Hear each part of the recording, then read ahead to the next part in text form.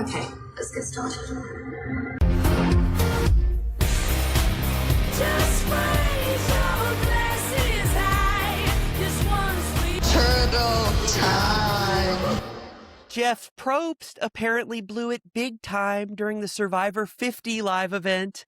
He tried to have a Survivor auction live in front of an audience and ended up paying $300 for a plate of snails. If he had just waited, the next item was a triple dipper from Applebee's. Jeff got so upset that he cried and didn't come back until the audience started chanting, "Please come back, please come back." I think after this failure, Jeff Probst needs a vacation at the White Lotus, which is the show Mike White makes, who has been a cast member in the past on Survivor.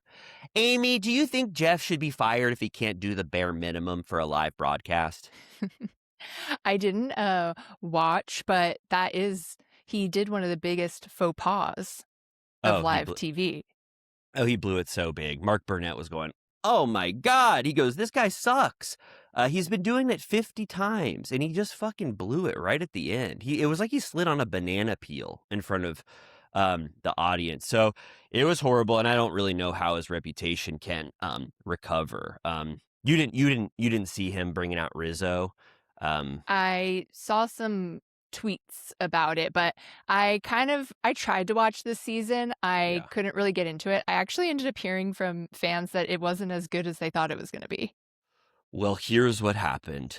From my barely any expertise about Survivor, they got all of the legacy wonderful OGs off really quickly. There was this like secret little stinker group that really tried to kill all of the legacy members so that they would never have a chance of winning.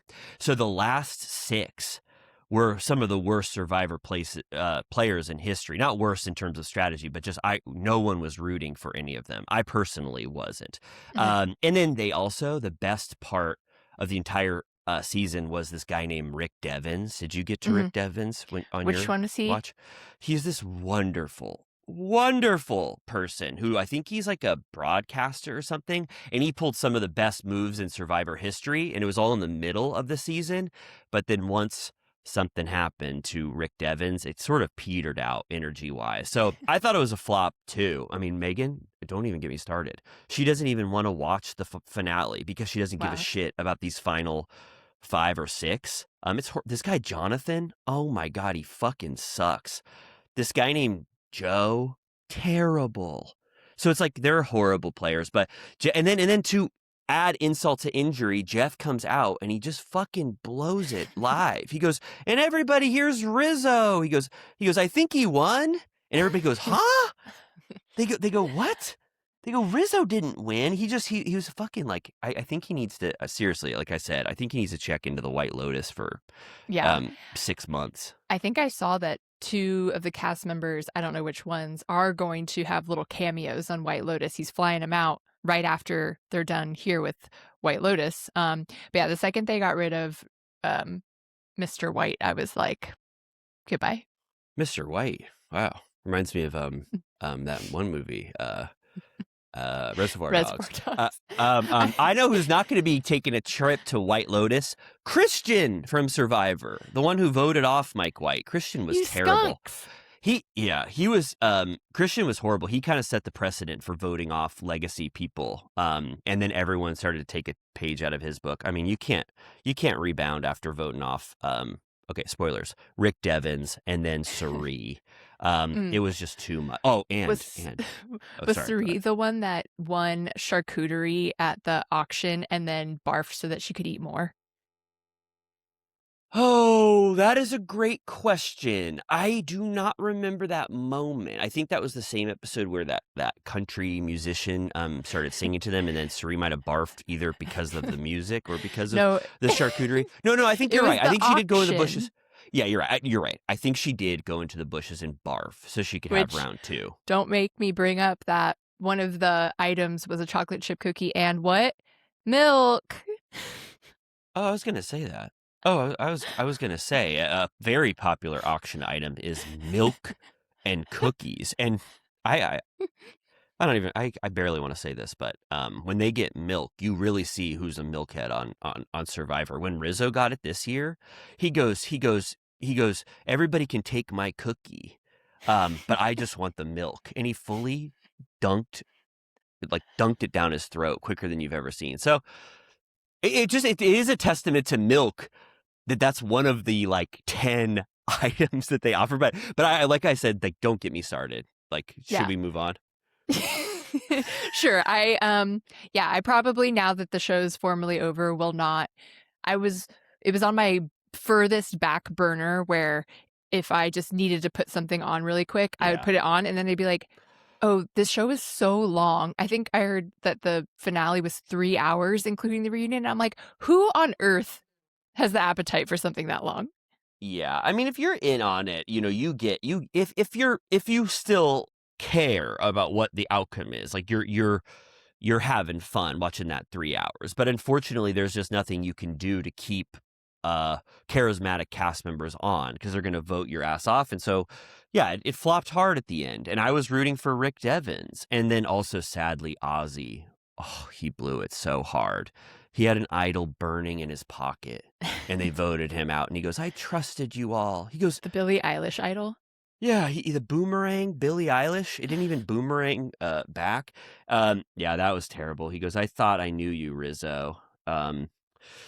Well, yeah, I mean, I don't know. I don't think like you said, I think people were really disappointed in this finale. So get well soon, Jeff. I hope you're able to recover. And then after that news, did you see anything? I mean, we didn't even, this is a rare one where we just wanted to talk about Survivor. We didn't even check in to see what news had bubbled up on our radar. I think it was so news heavy on Wednesday that we're fucking kind of scrounging. Like, you know what I mean? Like, this is shit. All I saw was the hand job controversy. Lindsay put an eggplant emoji with squirting water coming out of it. And she goes, check out season 4 if you want to remember the hand job of the century. And I was like, what? I was like, apropos of nothing. What does this eggplant squirting mean? And it's her and Danielle going back and forth about the reality of giving Carl that hand job in the Uber that we talked about on Wednesday. Danielle said this never happened, and she doesn't want her name to be associated with hand job ever again in her life. And she told Page 6. Did you see that? Yeah, she posted an Instagram story also that was like, this has never been true and still remains untrue. And so I was like, damn, they were getting along at that premiere party on Monday, but by midweek they were feuding in the IG stories. I'm going to say, can I just give the quick, like, Riley Hamilton assessment? Yes. I don't think Danielle gave that hand job to Carl. Like, I don't know what steps led up to it. Like, maybe he unzipped his zipper or something, but I don't think it got to a full hand job from Danielle. I kind of believe it. Because why wouldn't she just say yes? Some sexual activity happened between me and Carl. They were both single. Like, it's not, and she is on camera saying, do you want me to give you a hand job in season 5? So I think that Lindsay might have gotten that wrong, and she's continued to sort of keep that narrative alive. But I kind of believe Danielle when she says she didn't give it to Carl. Where do you fall on this hand job story? Do not remember with any sense of clarity, so I feel like I can't have an opinion because I barely even remember that storyline at all. So we need Carl to weigh in. Get him on Watch What Happens. Make him answer definitively. Oh, God, I wish he'd answer our emails about coming on Turtle Time. That would be such a great question. A warm-up. Did you get a hand job from Danielle? He'd be like, first question. That would be such a great way to start the interview. We're like lying to him. We're like, it's gonna be good and easy. It's the Turtle Time way. Didn't you watch that West one? And he's like, yeah, I watched West. You didn't ask him shit. And then we're like, did you get that hand job from Danielle? He's like, holy shit. So I agree. Carl, I agree. Carl needs to weigh in, tell the truth, what happened. But I don't even fault Danielle if she did. But then in Lindsay being like, check the tapes, right? Like, look on season 4. It's it like should she be also pretty straightforward. If but that's the thing. I don't remember to what degree it was rumored or stated. I literally don't remember. So the only thing me too. And sorry to bring up a news story that we don't know all the facts about, but I do remember Carl looking pretty relaxed when he came back to the house. So. Um, Did you watch that intro clip of the reunion? yes. Oh my God! Thank God you have news. Yes, yes. It was awkward. Really awkward crickets. I also just it reminded me because Andy asks Carl how he was feeling about this, that what they were about to do, and he takes a beat and he goes, "I'm a mess. Just kidding, Andy. I'm a little nervous, and I think we're gonna get some answers today." And I was like, "Oh, I'm like that shit is so burnt by the air date." Like, it is exactly like a sitcom catchphrase that the cast member can't stop saying anymore, or that should not say ever again. We are Yeah. so tired of Carl's a mess. But back then, give him credit. Back then, it was hot as lava. April 20th or whenever it was. He goes, Andy, I think you can guess how I feel. I'm a mess. Just kidding. I'm actually here to get answers. It was perfect. And then I was like, did they pipe in those crickets? It was like, Andy goes, Kyle, skincare routine. Share it with me, buddy. What do you have? And Kyle's like, yeah, I wash it with water. And sorry, I just can't stop looking at Amanda and West. It was like 2 or 3 full minutes of the worst warm up. It'd be like us warming up somebody for an interview on Turtle Time. It was horrible. Like he couldn't get them out of the mindset that they were all in. I can't recall a situation like that. Like there have been plenty of reunions where people are coming in hot off of a scandal or a beef or whatever. But this one particularly, I was like, wow, it's really going to take them a minute to get revved up, I guess. Oh, they were warming up their engines. Also, my God, when people talk about not sleeping, I could almost cry. Like when Kyle goes 3.5, I was like, 3.5, and you're gonna try to have a 12-hour 3-part reunion on 3.5 hours of sleep. I could never. No, I would be dying. Apart completely. And some of them said no, I didn't. I mean, Wes and Amanda probably were tossing and turning. I mean, presumably not in bed together. I'm like, they were probably like.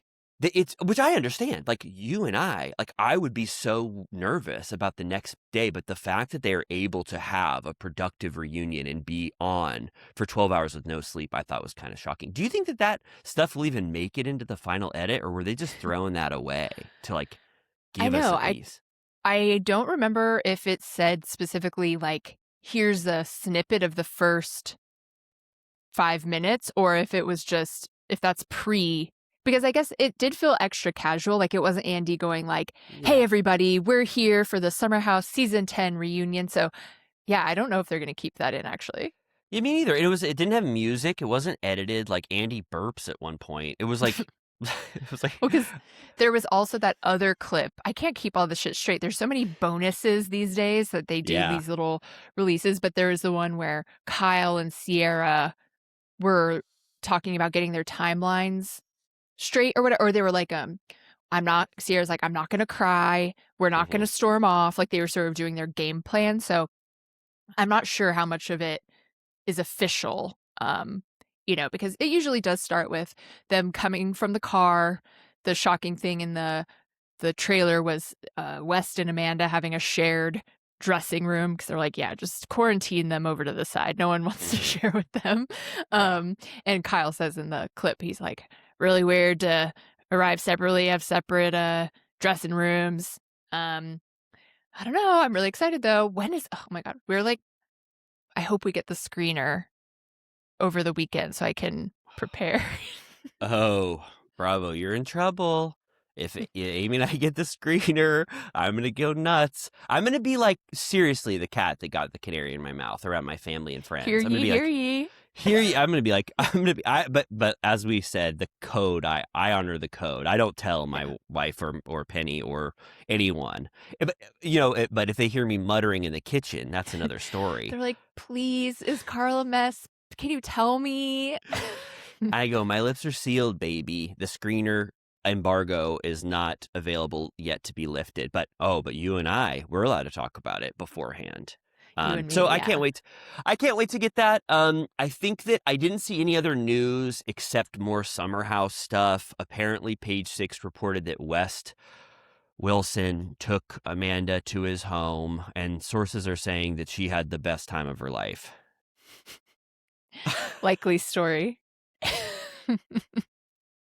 I think I sent to you when that originally, like a week ago or more, there was that rumor that Amanda was going to go to West's ranch or whatever.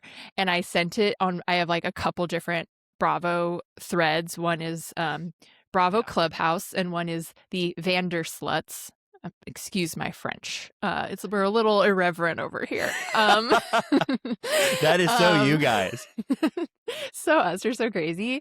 I sent the same story to 2 threads and immediately got response from 2 different people going like almost within a word of the same exact sentence. Well, we know that taking people home doesn't mean much to West. And I was like, boom, boom. I was like, that's it. That's what we call a consensus. Oh, the consensus has formed for sure. Yeah, that is amazing when you get that same response in 2 different forums of conversation. I love it. I love it. I've got some active ones too. You know the ones I'm a part of. Amy and Riley, best friends. That the secret one, Bravo Con, and then Bravo Clubhouse. And each has their own sensibility. When I'm like Bravo Con or Bravo Clubhouse, I'm like, oh shit. I go, fuck, I just sent that to Bravo Con. I meant to send it to Bravo Clubhouse. It's crazy. We have different personalities in different group threads. That must be a totally common different thing. personas. And the one that you and I have, it's like fucking crazy. Like, so anyway, well, this is wonderful. I mean, I think that there's no news. Okay, this is like the Death Star blocking out. Excuse you. Oh, sorry. Andy went back to the DMV.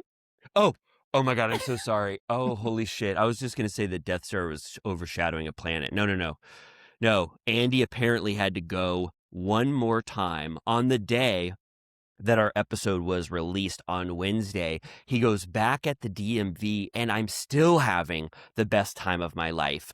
He's all smiles. And it seems like he's really, really supportive of the DMV process in New York City for the most part. Well, great. Well, I think that's all the news we have. All that kind of shit that we just said.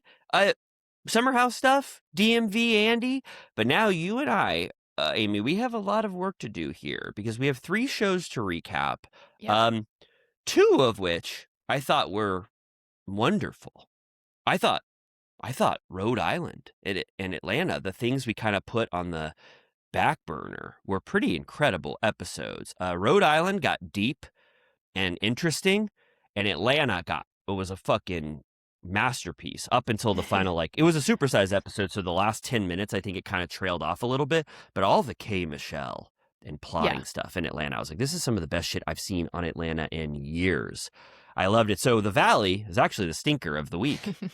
I think certified stinker, right kind of running on fumes. I mean, we get a little more of the Danny and Lala stuff, which I think is great, but overall I didn't think it was a very fun episode to watch. No offense. Kind of the dregs of leftover from last week. We should also say up front that Danny did do a public sort of notes app apology because he knew this episode was coming down the pike where he speaks to Nia even worse, possibly. So, and then I don't think we discussed it before, but he ditched Watch What Happens Live as well. He was supposed to be on with Luke, and then Schwartz had to pop in. Yeah. So he has acknowledged on his end that acknowledged in whatever way, he has acknowledged that this was horrible, at least to the viewer, of him talking to Nia like that, and he's seen the online reaction, which is very bad. I mean, it's like worse than Jack's level. Like, people just don't have any affinity towards him. So for him to do something like this, they're like, get the fuck out of here. Like, they can't stand it. So I don't think that there was anything that he could do, obviously, to win back anyone. I didn't think his apology was that bad, but also not great. It was like a 6 out of 10. At least he acknowledged it. He probably should have done a video and just been more contrite than just flashing that thing. But I also don't think that anyone is ready to move on from this, no matter what he says. And then he did himself no favors, actually, by going on Watch What Happens Live and saying that he has a job, because at least he could have preemptively kind of done whatever he could in the moment with Andy before the reunion, because now Andy has all of the onus on him to really fire at him about Mhm. this, and he has to account for it at the reunion, which Andy kind of said on Mhm. Watch What Happens Live. He goes, yeah, I think he did skip Watch What Happens Live because he had a job. There's a new Call of Duty coming out where Danny's going to be one of the voices that grunts.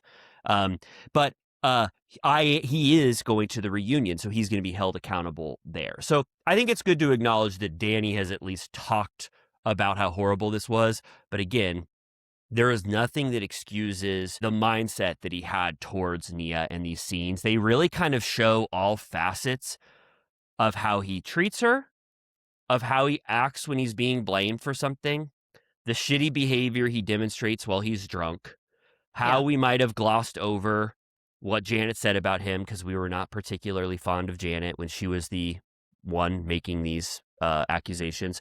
And so it was such an event that was just completely contained to where like you can almost make an evaluation completely of Danny based on that. So there's nothing he can do until he fully accounts for it either on the show or at the reunion. And I don't know Right. if it's forgivable for a lot of people, to be honest. Yeah. Because he was even being kind of a bitch in his confessionals where I'm like, well, you're not drunk here and you're still being annoying about it. Also, hate to say, people have uncovered that Kristen is defending him deep in the comments where I took a screenshot where someone was defending Danny in a comment saying like, this man is on vacation. He, use the nanny. He needs to relax. And Kristen said, thank you for this. Clap, clap. I love Danny to fucking pieces, and this wasn't a good look, but a bad moment doesn't equal a shitty person. Yeah, So, okay. All right. Well, I didn't know that Kristen was doing that we get a little peek into how she's going to view this when Lala confronts her about Danny's behavior. I'm not really sure why there needs to be teams in these type of scenarios. It reminds me of the stuff in Summer House where we're like, Kyle is justified for screaming. You know what he's dealing with and stuff. It's just like, can't we just like call out horrible behavior when it happens and then yeah. think about it for a second and then possibly forgive if they make steps towards it? Like, I don't really understand why like Kristen needs to even like weigh in on Danny to defend him, which I think it's because of what Lala calls out, which is that there's like an alliance here and she's not going to let her friend Right. drown over these over this moment. But regardless, don't think Danny and Nia have a future on the Valley. I think that they could be on another season, where he would account for his behavior in treating Nia, and he could really do some self-reflection and be like, my entire philosophy on marriage is kind of warped. And it really showed in the scenes. But then when they talked about how they are shielding their marriage from the show, and they said, "Why?" He goes, "You fucking hung me out to dry out there." He was like, "You, how could you do something like that to me?" Because she questioned his behavior on the show. It's like, oh no, you can't be on the show then. I'm sorry. Yeah. If you guys are only having private conversations where you take each other to task for your behavior, but you don't do it when you're on camera or mic'd, we don't want to see that. This is a part of sharing your marriage. A part of your you being on a reality show is showing your entire life, and I don't want to know that you secretly tell each other what's going wrong in your marriage, but don't bring it to the forefront. I think that's a very weird philosophy for them to share. That's what they do on the show. The money is for. And also, it ends when Kristen's defending them. She is sort of saying that that's what she loves about them. And I'm like, then why the fuck would you want them as castmates? Like, what a waste. But honestly, that being their philosophy, the mask flipping, that is interesting. When he's like, your mic is on, take it off. And I'm like, that's actually more interesting even than them just playing it straightforward. Trying to hide it and being unable to hide it is ultimately the most entertaining thing. Yes, yeah, it was definitely entertaining to see how they act, like that they're so conscious of the mics and cameras. And I remember we got a little taste of that when Danny was drunk the first time. And I think we were kind of like, this is an outlier. This is really weird. He was just saying a bunch of gibberish and he was not funny. And I remember he accidentally stabbed himself with a knife. And then Nia was like, you're on camera, Daniel. Like, please stop. And it's like, your first impulse shouldn't be to stop yourself from being revealed on a reality show. It's the exact opposite. And so I don't, as entertaining as it was to watch, I don't like to know that they are the people that are being like, take your mic off, take your mic off. Let's go in the bathroom and try to stop doing it. Because it just shows that they're willing to be secretive with their behavior. So, yeah, I'm kind of like conflicted, but I just overall, I don't think Danny and Nia are entertaining enough to continue on the Valley, no matter what they're doing. They should go on like a CMT marriage show that's about the man of the household being, like Lala said, the king.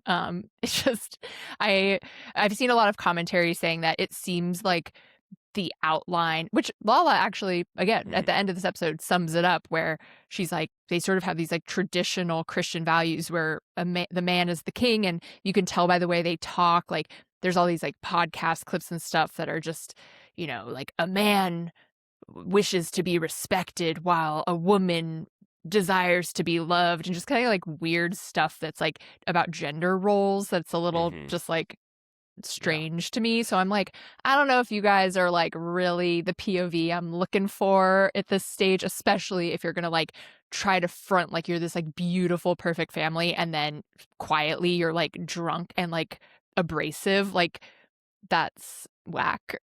Yeah, no, I agree. I really agree. There was a part of Danny, like his personality was like he was so taken aback that Nia was like saying these things to him, and it was like she has every right in the world to be like, you're being a fucking dickhead right now. You're being awful. Stop treating me like this. It's so bad that another cast member had to call you out and tell you to treat me better. It's just horrible. And that he was like chastising her for that was just another level. I'm just kind of like, get him off my television. I don't want to think about you guys anymore. I'm sorry. I'm sorry that that you didn't know what this show was or what we're used to seeing, but it's obviously not a good fit. And just admit it, like they're fucking miserable on the show too. Danny, are you enjoying it? Being fucking going through this right now? Like Nia, do you like it that much? What do they enjoy about being on the Valley? What programs are they highlighting that is like, besides being paid for it, which I know it's a job, but like they're not enjoying this experience. You can tell they hate it. Yeah. So yeah, we'll go through it, but I also thought it was interesting when Lala talks to him about that he pops off when he has one too many, and he says again, he goes, well, I don't really drink ever, so when I do, and I'm like, well, then how come we have so many every time on the show you get wasted and get belligerent? It's like Lala was saying, then what a easy thing if you don't drink very much to just not drink then. If it's so to speak not part of your lifestyle, then just don't. Yeah, and it's like unfortunate then. It's like, okay, so you're just being a drunk asshole every time you appear on the Valley because you're going in the cupboard and chugging liquor. It's like, why? Why do you have to?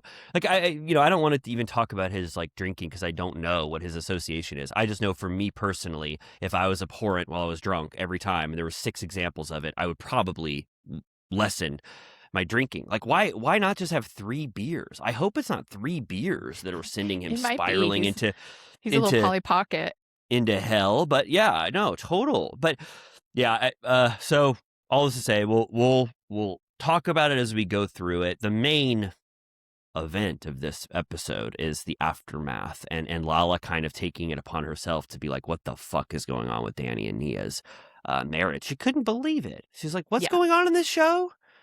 She's like, I'm a friend of, and there's a couple that's like that.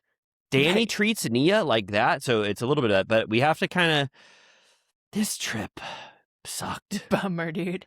This trip sucked, man. Like, put any other cast members, put 8 random people on a trip to San Diego, and you're watching a better time than this. I put me with 7 random fucking people that I've never met. Make me the pluribus 7. Go to San Diego. I'm the last pluribus 7, and I'm having a better time than this friend group.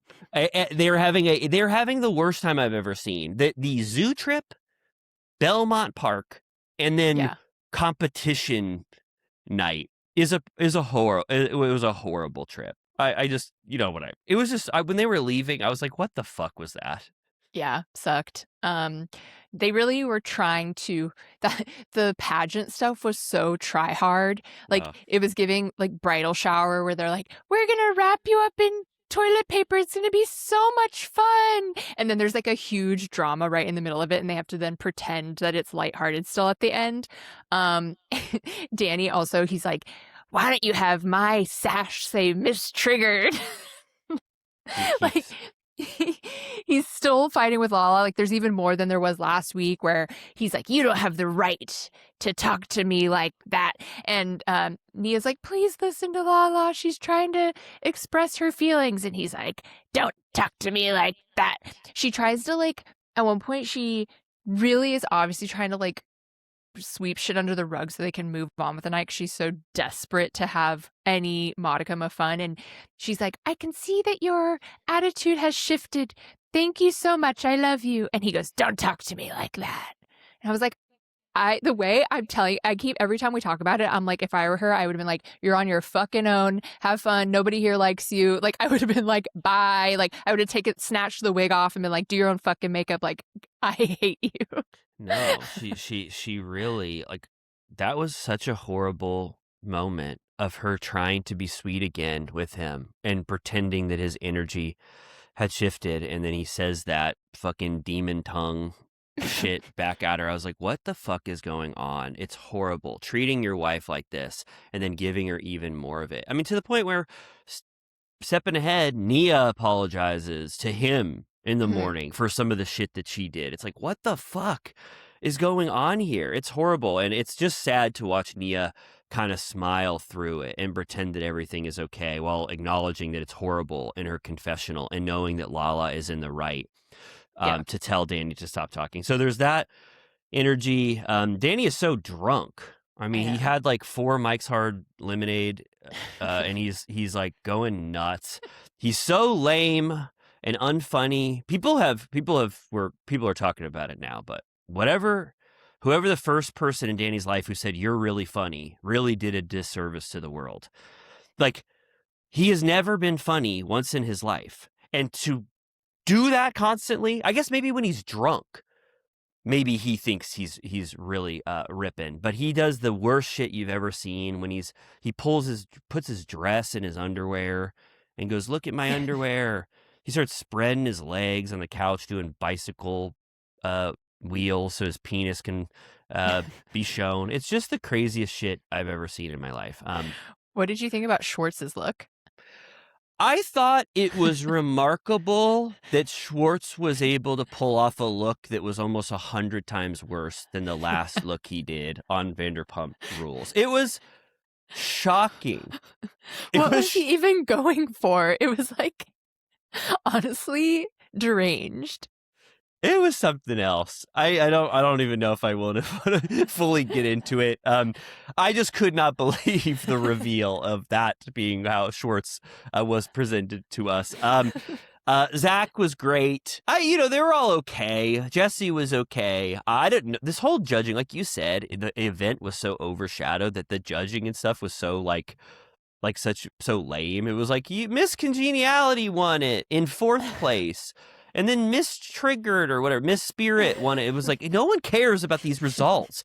No one cares. For 5 minutes, we're having to deal with them giving out awards. It was to this giving group of guys. COVID. Like, we have to do something quarantined. Well, also, we've seen this a lot. To pretend that competition or pageant is some different, new well to tap is so ridiculous. Like, sorry, I mean, we've seen events like this a lot in our Bravo history. Jesse does say Luke looks really, really sexually attractive to him, and he really, really likes how I think Luke wins. Yeah. I did appreciate that for the most part they all really gave it their all. Also, I have to comment that at one point Jesse tries to come up behind Lacey and like give her smooches and drag and stuff. And she goes, "You remind me of the killer." And I'm like, the Wendy Williams killer? Oh, what is that? Oh, I didn't know what she was referencing. What is the Wendy Williams killer? There's a great video where it's just something she talked about nonstop where she would always reference, if she was talking about danger of any kind, she would say the killer. Like, she'd be like, you have to lock your doors, otherwise the killer will get in. Or, like, you got to have pepper spray because of the killer. And there's a clip of like 3 minutes of her talking about the killer. And it's just, I don't know who she's talking about. It's just like any danger in the world is the killer. So I was like, whoa, the killer. That's scary. The killer's kind of like underrated as a scary title or name. Just the killer. It's like, The oh killer. my God. That's what she might have meant. And he goes, who are you If calling? that's what she was talking about, then she's even cooler than I thought. Yeah, that was pretty awesome. He was kissing her and stuff. And then again, Danny he's kind of flopping on the couch. He's bouncing on the couch, doing his dress like Marilyn Monroe. He's just saying a bunch of garbage. Get me a knife. Get me a knife. It's just the kind of odd stuff. And Janet's like, this fucking guy sucks. Yeah, She's like, look no at one's him. impressed. No one likes it. He goes, I've got rhythm, and he's dancing and stuff. He's like dancing for a really long time. And just people are like, enough, Danny, please, you're annoying. And then Nia takes Danny outside, and I feel like this was producer driven. Like Jeremiah possibly said, you know what? Sorry. He goes, that stuff that we just did was horrible. Danny's in his cups. You should tell him how you feel. It's kind of bad. And so I felt like when Nia apologized later, she was like, yeah, I would have never done that. Like she would have probably said, Danny, let's get you to bed. And they would have talked with no mics and cameras. But I felt like someone prompted her to say, you should talk to Danny now. And that's why they have this outdoor conversation. And Danny is belligerent, drunk, petulant, not fun. He thinks that he, I guess, was in character or something, and he just wants to blow off steam, but he's really not responsive at all to everything that Nia is saying. And again, it's just so sad because it's like, as the audience, you're just 100% on her side. Nothing could be more justifiable than bringing Danny out and being like, please treat me better in front of people. Yeah, he won't let her get a word in. He's like, you're interrupting me. Do you have a problem? Give me a break. And at one point, he's like, you don't have to raise your voice. And I'm like, she couldn't be speaking in a softer tone. No. I mean, no, of course Give me not. a break. Yeah, give me a break. And he was like, you just want to interrupt me. I feel like there is some, like he feels like it's galling for Nia to talk to him this way, which is very, very odd and unsettling. And he's also too drunk, to be having a productive conversation. And he goes in and he needs a beer. He gets a beer later and starts like trying to have fun again, even after being pulled aside. And meanwhile, Lala is having her sort of moment telling the others about Danny, because not everybody was firsthand witnesses to how bad he was treating Nia. So she's kind of telling the group, how she feels about him. And she does call him Polly Pocket and Little Shrimp. And he's like, who the fuck does he think that he's talking to? Like, he can't talk to me like that. And and like I keep saying, like, Lala, when she's justified, is the fucking coolest person on the planet. You're like, go nuts. Like, I love this, Lala. It was giving Kelly Dodd calling Shane Simpson a fucking dork, little dork. Oh, absolutely. And then, like you mentioned, she kind of tries to diagnose what's going on with Danny. She says, the faith has such a reverence for man, and the woman caters to the man. And she also says little man syndrome. Yeah. Napoleonic Yes. complex. That's maybe why he gets so annoyingly competitive about everything. So she says it right to the confessional. Those two things. Straight to the point. Also, I have to say that when he gets pissed off talking to Nia, he throws the wig in the bush, rude, and then goes inside, like you said, and he's like, give me a beer. And then he starts slapping Zach's big titty breastplate, which was a little like, I'm like, you love to start spanking.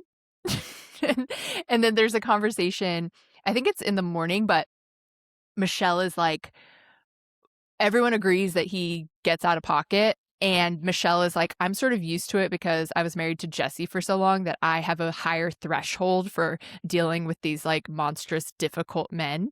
But she's like, sometimes he'll do stuff where he really gets in your physical space. And she's like, it doesn't bother me. Like, I can just like deal with it. But she's like, I can imagine other women being like, whoa, like, get the fuck away from me. So pretty much everyone, including Brittany, everyone except Kristen is like, yeah, like, he's a little much. Yeah, I don't know what's I don't know what's going on with Danny. There's a lot to unpack. Like I keep saying, he needs to go on a retreat. I'm not saying ayahuasca would help, but I think he needs to experience that Louis, New Jersey place, the beach camp. Oh, he would love going to Louis Beach, Louis Man Beach. Oh, I kind of wish we could go back to New Jersey and talk about that stuff again. Put him on their shoulders. We should look. It'd be like The Shining. You and I go back, and there's a black and white photo of Louis Man Beach, and Danny is there, and he's going, he's been there all along. I was here. Oh, my God. He would benefit a lot. I think he needs to experience ego death. There's some deep ego within him that needs to be crumbled. He needs to be broken and built back up. And I don't know. I really don't know.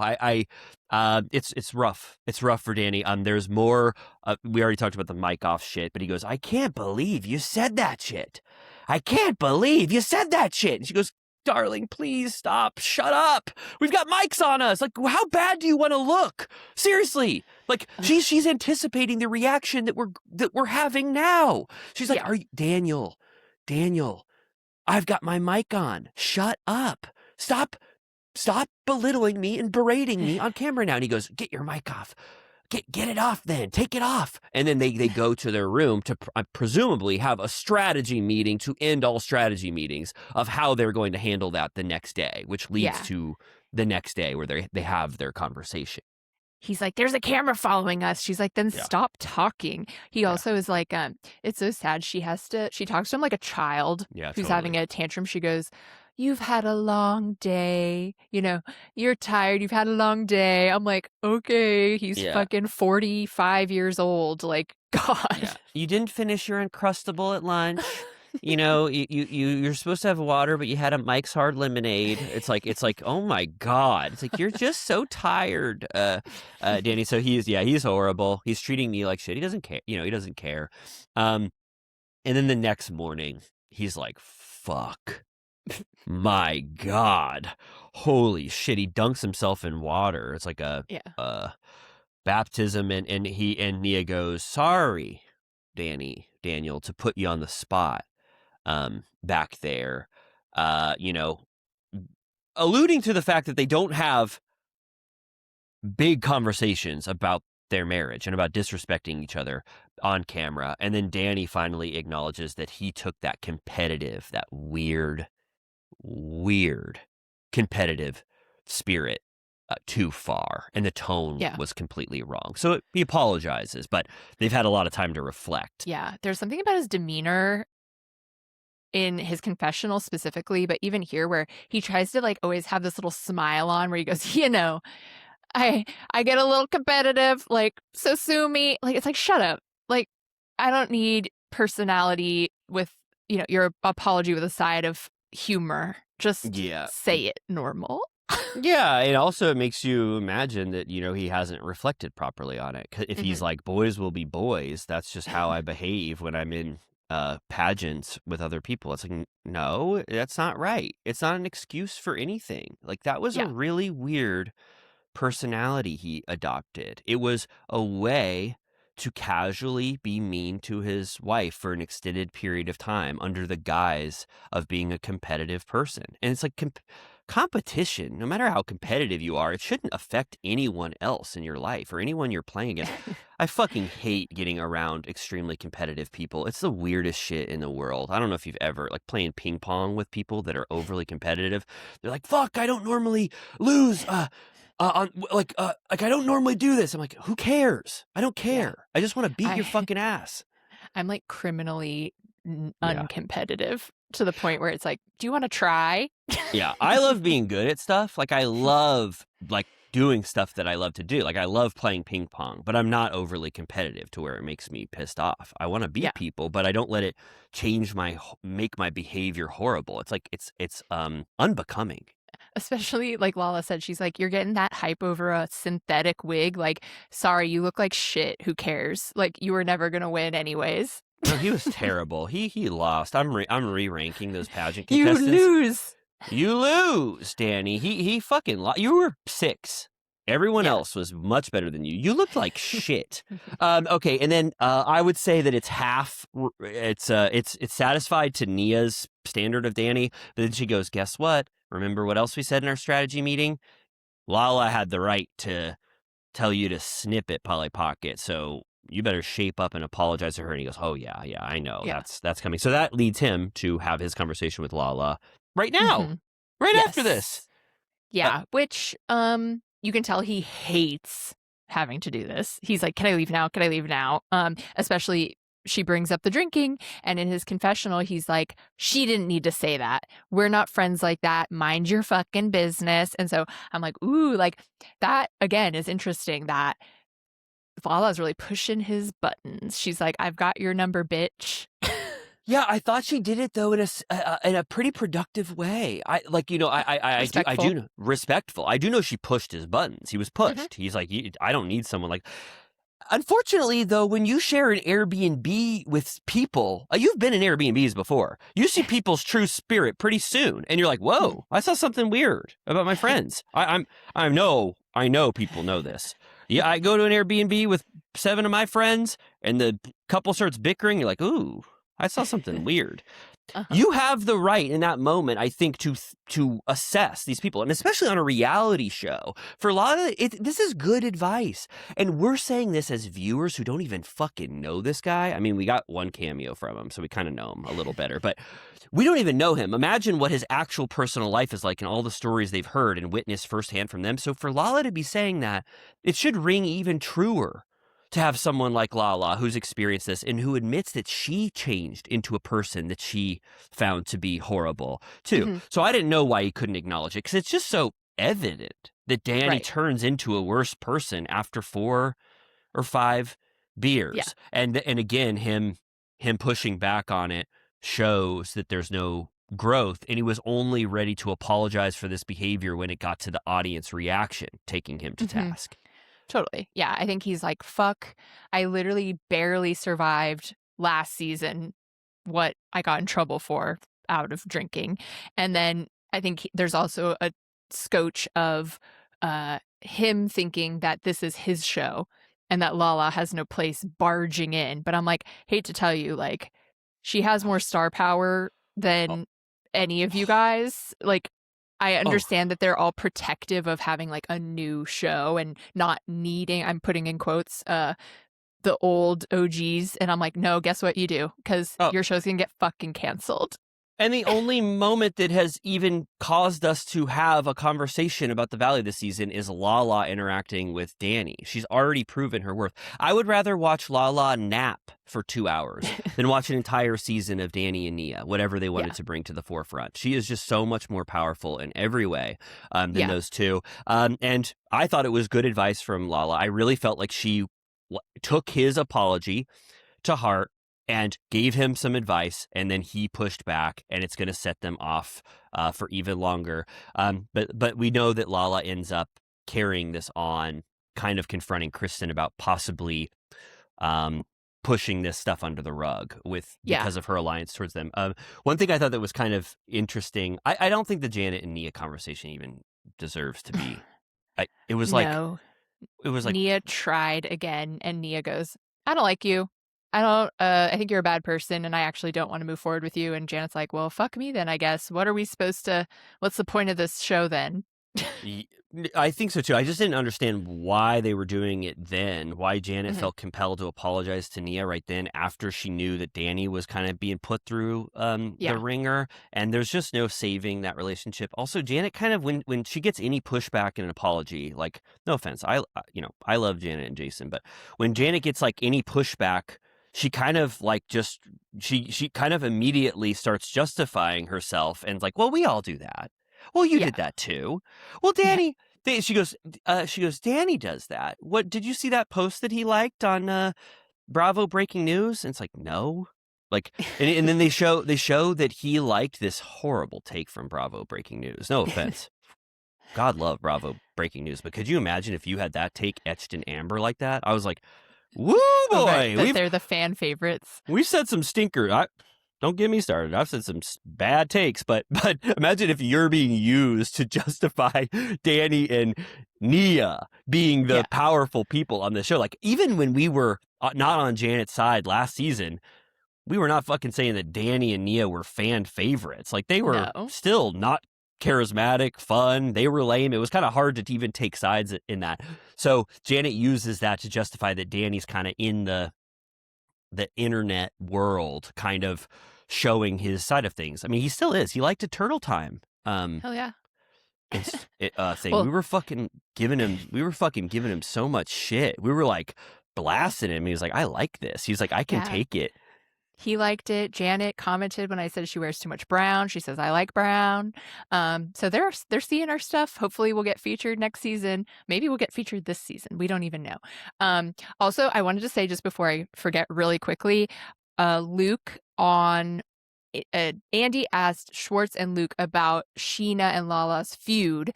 Schwartz says it's really bad, and he doesn't understand how it's gotten this bad. Luke gives us the first clue I've ever seen, that it has something to do with their daughter's schooling, which I wonder what that means. Like, Summer Moon took Ocean's slot at a coveted toddler school. I don't know, but I wonder, the cynical comments were like, they're trying to gear us up for Sheena joining the Valley. And I'm like, I hope so.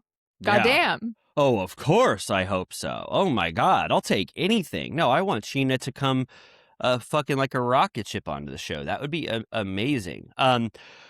So this ends, the trip ends, and then I would say that, there's not really a lot of great stuff, coming up.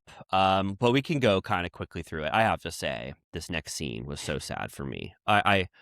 So I knew what was coming for Jason the minute these boys started bouncing a basketball. The way Jason was teeing it up, he was like, I played sports, basketball, everything.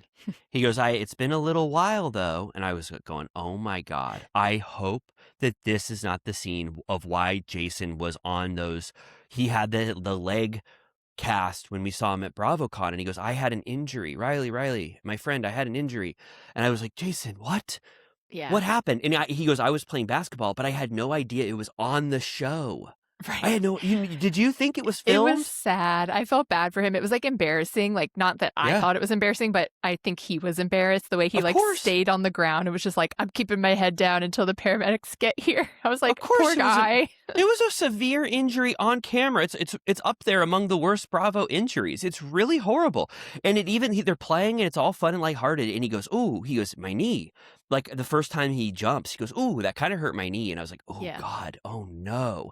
And then he kind of played through it. And then he does that big jump and his knee just gives out. And he was wrecked. Because I remember, like, at the BravoCon, I think a Watch What Happens Live appearance, like, he was really hurt from this thing. And I did think it was kind of interesting when Schwartz was like, do you want me to take a video for Janet and show it to her? I'll start filming now. And Jason was like, no, dude. And I was just thinking how silly that video would be of Janet getting a text from Schwartz, and it's Jason down on the ground like this, being like, help, I'm hurt. My knee hurts so bad. Talk It was about like, who you do not want as your emergency contact. Like, dear God, like, just leave. Actually, you're making things worse. Yeah, and then it was nothing funny. He has to go in an ambulance, and the producers have to call and stuff. So very sad. And he says the saddest thing in the world. He's like, I'm gonna not be able to play with my son for a while. I was like, oh my God, Jason, I love you so much. I'm so sorry. There's also a quick scene where they were talking about potentially having another baby, considering adoption, because they said that both of them, I think he said his dad was adopted, and then they both have a lot of adoption in their family, so it's something they would totally consider. And then they show a clip of Michelle in San Diego going like, barely half a try for me to get pregnant with Jesse. She's like, I sat on him and 5 seconds later I was pregnant. And they were all like, dear God. Yeah. She said she said they barely even had to even start having sex before she Just the was tip. instantly declared pregnant. It's like, wow, you and Jesse, that's amazing. Yeah, and then Okay. The Zach, end. yes, the last final scene, they're all together, and the kind of the well, first the purpose is to talk about how much better Cruz is doing without Jax in the household. So sad to think that Cruz would have been affected growing up by Jax's awful, awful treatment of Yeah. Brittany, screaming. All you can't even really, you don't even want to imagine what it was like. And they talk about how much better Cruz is doing. There's love in the house. Jax barely sees him. All this kind of shit. And then Lala brings up Danny and Nia stuff, which her main argument here is that how the fuck has this been going on this show without them being talked to about it? Mhm. And I know, Kristen, you are the main ally of them. So how have you not broached this with them? And then I really think Brittany has an interesting perspective on this. Kind of surprising to me because Brittany doesn't really talk shit very often. She's always the mediator. She's always everyone's friend. She's talked shit before, but not a lot. And she says, I don't talk about Danny and Nia anymore. I got fucking called jealous and a shitty friend when I mentioned that Danny was drunk last season. And then they showed Danny sleeping his ass off in a bed at 5 p.m. And I remember that. Nia was like, he's so sleepy. He didn't finish his sandwich and he couldn't, and he's so tired from the drive. And he's like, he's drunk as fucking hell in the bed. Yeah. It's interesting, though. I feel like there's sort of an odd thing where Brittany has a very low threshold for confrontation, despite her, fighting with Jax, her husband for a long time. That was different. But whenever anyone calls her out, she gets so pissed off and is immediately like, then I won't say anything. I guess can never mention a single thing. It's like, okay, like, you could just, like, talk about it for 5 minutes. Like, relax. Okay, I can see that side of it. I was giving Brittany a lot of credit. You're right. It would be good for her to talk on this show about how she has to walk on eggshells with Danny and Nia unprompted and be like, yeah, there is something weird going on. And then Kristen says that she's never seen this type of behavior before. She's never seen him drunk. She's being obtuse about this. Yeah, and it's like, come on, you watch The Valley. You do press events for it. You've probably watched The Valley more times than anyone in the audience has. You know every time he gets drunk, he turns into this type of person. And you've probably seen him at more events than we have, where he's out at Jax's Studio City and all this kind of stuff. So Lala, I think, accurately assesses that Kristen is too biased to have a take on this. And then Zach says something which I thought was at first interesting. He goes, Brittany, you just don't like Nia. Right. And I was like, holy shit, hearing that Brittany secretly might not like some of her castmates was kind of the tea. Intriguing. But then Zach gives the worst evidence I've ever heard in my life to justify it. Yeah. He was like, yeah, on that phone call on that bus, you kind of said something to Nia. And I was like, I just watched the footage. He couldn't name one example that was good, that Brittany secretly doesn't like Nia. So I felt like he kind of flopped. With that theory. He tried to cause some ruckus. It was kind of fizzled out. Also, this is where Kristen is like, just because Nia and Danny don't, share their problems with the group doesn't mean that they're, not internally dealing with it. She tries to say that Nia, because of her faith, puts a smile on and just like prays through the worst of times. I was like, you're not really selling that as like a positive, but she said that she models her relationship off of theirs. And I was like, find a different model, like bad example. Like, you can do better. And also she's saying like, I want to adopt that philosophy about reality television as well. Like, I kind of felt like that's what she was saying. Like, I don't want to have harsh talks with Luke so that he doesn't look bad on camera either. It's like, that is not right. Like, we want to see you all go through the worst and hopefully get to the best outcome for you all through this process, or do whatever a natural marriage would do. That is a part of this. Right. Yeah. It's like, it's unfortunately, you can't have your cake and eat it too. You are correct that reality TV is not great for marriage, most likely. Maybe there are circumstances where you go, wow, like Danny maybe really did watch back and go, holy shit, I wouldn't have realized that I was such an asshole unless I saw it with my very own eyes. But generally speaking, if we want to get into the percentages of what number of marriages survive being on reality TV, not great. So if you really cherish your marriage, then don't do the show, but you don't get to do the show and hide your turmoil. Totally. I do think it seems like Bravo has a bad average, but I bet statistically it's probably about accurate. On par with the national average. Yeah, I think it's probably on par. I think it might be a slightly higher, but there are a lot of marriages that have lasted that we just kind of don't count because the marriages that have broken up are so much more impactful. But Terry and Heather, this reminded me of Ken Terry and and Lisa. Heather. Ken and Lisa. Ken and Lisa never share shit. I know, and I know this is like, wait, is Kristen like, wait, I'm modeling myself on all the successful Bravo marriages. Remember where Heather to Terry at Yeah. the doctor's office being like, don't you fucking dare say that shit to me on camera. That's what I was thinking. I was like, oh my God, what the hell is this? Like I remember it was the most innocuous thing that he brought up. So not good for the audience to hear that that's how you're going to be handling your relationship on the show. Yeah, I mean, we've seen it all. Adrian didn't even like Paul in the tree, Oh, no, thanks for saying it. I didn't even want to bring up one of my favorite examples.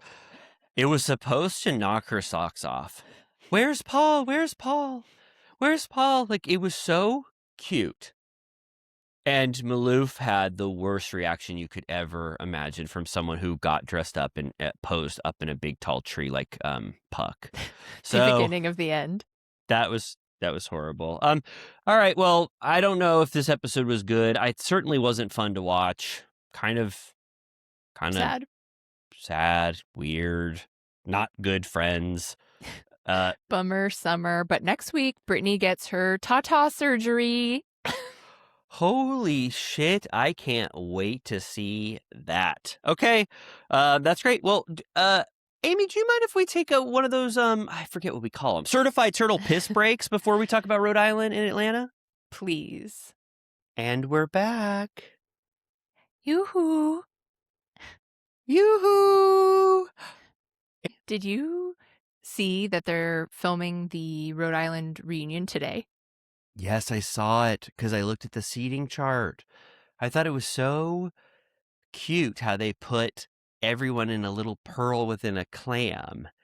And I think it's good. Rula's higher than you'd think. But to me, it kind of all makes sense. Do you think Dolores will breeze out halfway through? Not really. Why would she? To talk about that new weed gummy that Liz is inventing? Like, she hasn't really been a part of it in any way. Maybe just to talk about like her experience on it, but no, I don't think so. I was kind of, I don't know. They might have oversold Dolores on this franchise a little bit, don't you think? They're kind of doing okay without her. I haven't seen Paulie in weeks. Yeah, I think they just really wanted that extra boost of endorsement from an OG to give the show some credibility, but I think they're fine without her.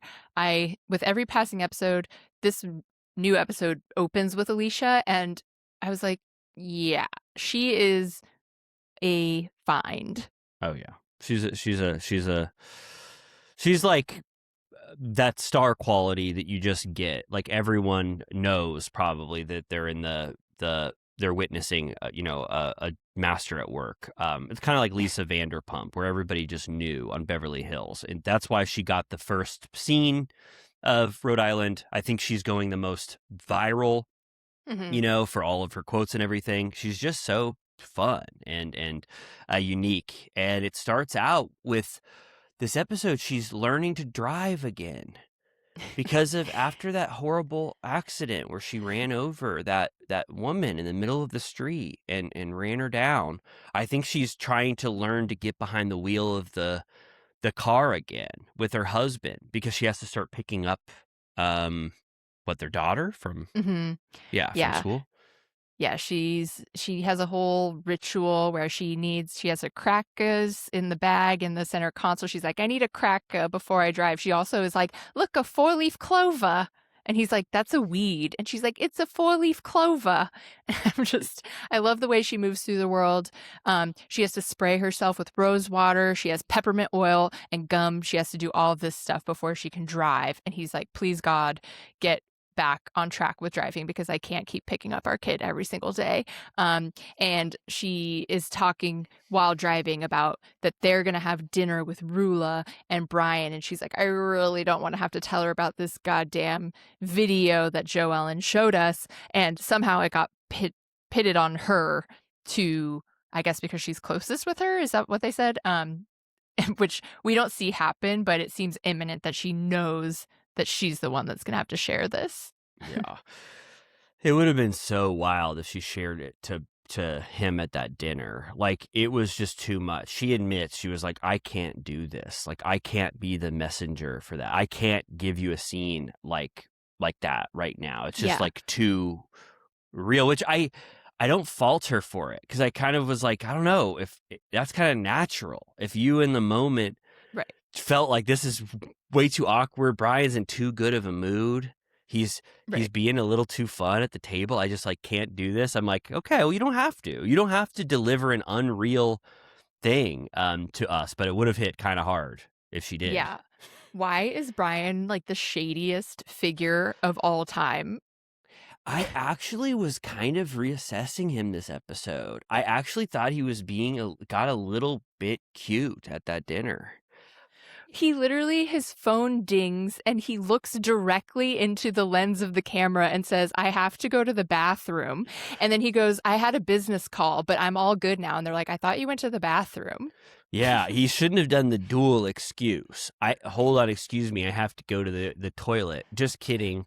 I got a foot emergency on my phone that got resolved over the phone. He was we'll get there. It was interesting. But yeah, first we have to talk about, so Alicia's is kind of revving herself up to be the news bearer for that, but she's also learning how to drive. She's eating crackers.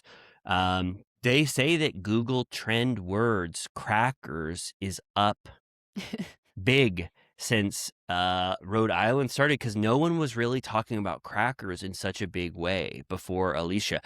Crackers for me too. But we weren't talking about it, which is kind of interesting. We all love crackers, but no one says it. But now we've said it. And I kind of, once she starts talking about crackers, it makes me think about more which ones she likes. And I know she's explained it on videos, but every time I've kind of let it wash over me. I think she's enjoying like classic great crackers, like the square ones with the rough edges, and Ritz crackers. Savory Thins. Oh, they're insane. They're insane. I'm actually kind of weird about crackers now that I think about it. I like big, soft, like weirdly spiced ones from Trader Joe's. Big thing. Like you're not selling it. I know you said savory thins, and I didn't want to insult you or make myself look you bad. Like the but opposite. I don't you like sweet, soft, not savory thin. I like them to be like bread. It's kind of odd. Like Trader Joe's has these big, thick crackers called big and thick crackers with sea salt on them, and that's the one I like more. Like, I'm like kind of making myself look bad, but the more Ritz and of things. Do you know what I'm talking about? Ritz can't be beat. Ritz, they're just like butter. Yeah. So I don't know what's wrong. Like Megan brought crackers out last night when we were watching this episode to honor Alicia, and she has these thin, kind of crispy ones that I just can't fuck with at all. Trash. Yeah, I said these are shit. I go, where are the big, thick, savory ones? So you know, it's a big head-to-head. I fuck with oh my God, I don't want to blank. Triscuits, I fuck with hard. Really? But there's a big contingent that prefer wheat thins, which I think are fucking whack as hell. I do too, but I also thought the first thing you said was whack. I don't like Triscuits at all. I think you and I have, we never really disagree about anything, but I do not think I'm on the same plane as your cracker love. Like, I'm looking at some of these crackers, I'm like, these fucking suck.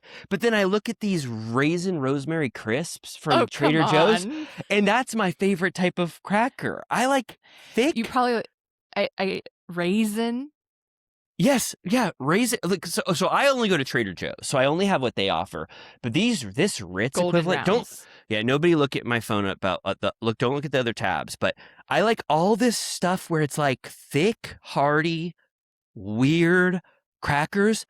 And if you gave me this, I'm saying I'll just have cheese, please. Like, I can't stand this kind of All right. hard. Well, golden rounds is where we can meet in the middle because everybody likes those. All right. Yeah. And lastly, just to button up this conversation, like if I get the cracker assortment from Trader Joe's, 3 of the 4, I'm having the time of my life. 1 of those, I'm feeding to Archie or letting Megan eat them. So all this to say is that I do think that Alicia sort of unlocked a cracker contingent. Cracker craze. There's a cracker craze going on, and it's fun. And we haven't even started to talk about her Fig Newton love, which she hasn't even really expounded on very much at all. But Fig Newton is her backup. So anyway, they get through that scene of driving. She does a great job. I think we can skip Rosie's conversation with her husband. We like it.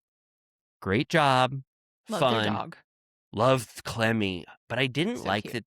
Clemmy is so cute, but I didn't like that they were talking shit. They're like, Clemmy, don't take a dump. And it's like, I know. I'm sorry. It's like, Clemmy, I think she had to go to the bathroom. She And they didn't go, sign don't. a release. Yeah, she's like, sorry, I'm a dog and I go to the bathroom sometimes, wherever I want, when it strikes me. And then they go, Clemmy, stop rolling in dog shit. And she's like, no, I like doing it. It's like, don't people know how odd it is to chastise your dog? Like, they don't know. Yeah. Like, I got the energy from them, they're dinks, I think is what we call them, which is what I am, dual income, no kids. And so I can tell that they love their dog to a degree that I appreciate, like she's obviously the apple of their eye, which I like to see that represented. yeah. Oh, me too. I loved it too. They gave Clemmy, it was the opposite of like what Danny and Nia do. They gave Clemmy shit on camera, but they're treating her like a god when she gets home. Big bed, fresh water, little dress. She had like a diamond necklace on. She was iconic. She's slowly becoming one of the most iconic dogs on Bravo. She has really entered sort of the conversation in terms of wonderful dogs. And Clemmy, I mean, I don't know. I love her, but all she does is reiterate that her and Kelsey have this feud. I'm not fully sold on this fucking feud between Rosie and Kelsey. Right. It's too hot. It's too hot for what it is, and it almost strikes me as let's play it up for camera. I hate to say it, but it's like, let's be antagonists. Yeah. We'll make sparks fly. And they've got some history. I don't know. I didn't really read it. I started to glaze over my eyes, but it was something like that she knew Kelsey before, and she knows that Kelsey is faking an aspect of her life, and that Kelsey had been talking shit before, so this was just the tip of the iceberg. But it's almost too involved to where I'm like, how did we get here between you two? And they just are so similar. I'm like, you guys are going to be friends in a heartbeat. I'm predicting that in a half season, you guys are best friends. Like, this is going to be over, So it's just too. Do you feel that way? It's a little too much. Yeah. When we get to the slam pig of it all, Jimmy was like, "What's their beef?" And I was like, "I don't have much more info than you do. Yeah. Like, I don't know." So we'll get through why that gets so heated. But the big Kelsey update on this episode is that she's moving out of that mansion from her sugar daddy, and he's paying for her to get into a new apartment. So she doesn't have to pay rent. She doesn't have to pay for health insurance or car insurance. And I was like, damn, like the big 3, like that sounds great. It's amazing. I want that so bad. I'm like, well, who would talk shit about that? Like, Rosie's like, guess what? I found out that her old boyfriend pays for all of her shit. It's like fucking iconic. Like, please, can someone do that for me? I would spoil that person rotten. Oh, I would treat them like fucking like the best they've ever been treated if someone just paid for all of my health insurance and my rent. I don't even know why that's a slight. against Kelsey. And they Yeah, do sort they of weird for her current boyfriend, but that's not my problem. I don't know what the fuck's going on with Biff and her. It's like who knows? Like I don't know them enough to get mad yet. It's like let's let it simmer a little bit.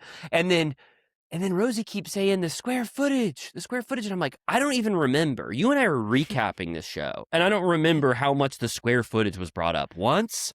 Yeah, who cares? 5,000 versus 8,000. So they're kind of like stating their case again to justify why they're going to fight at the end so that it's more impactful when they do. And I love the fight. Don't get me wrong.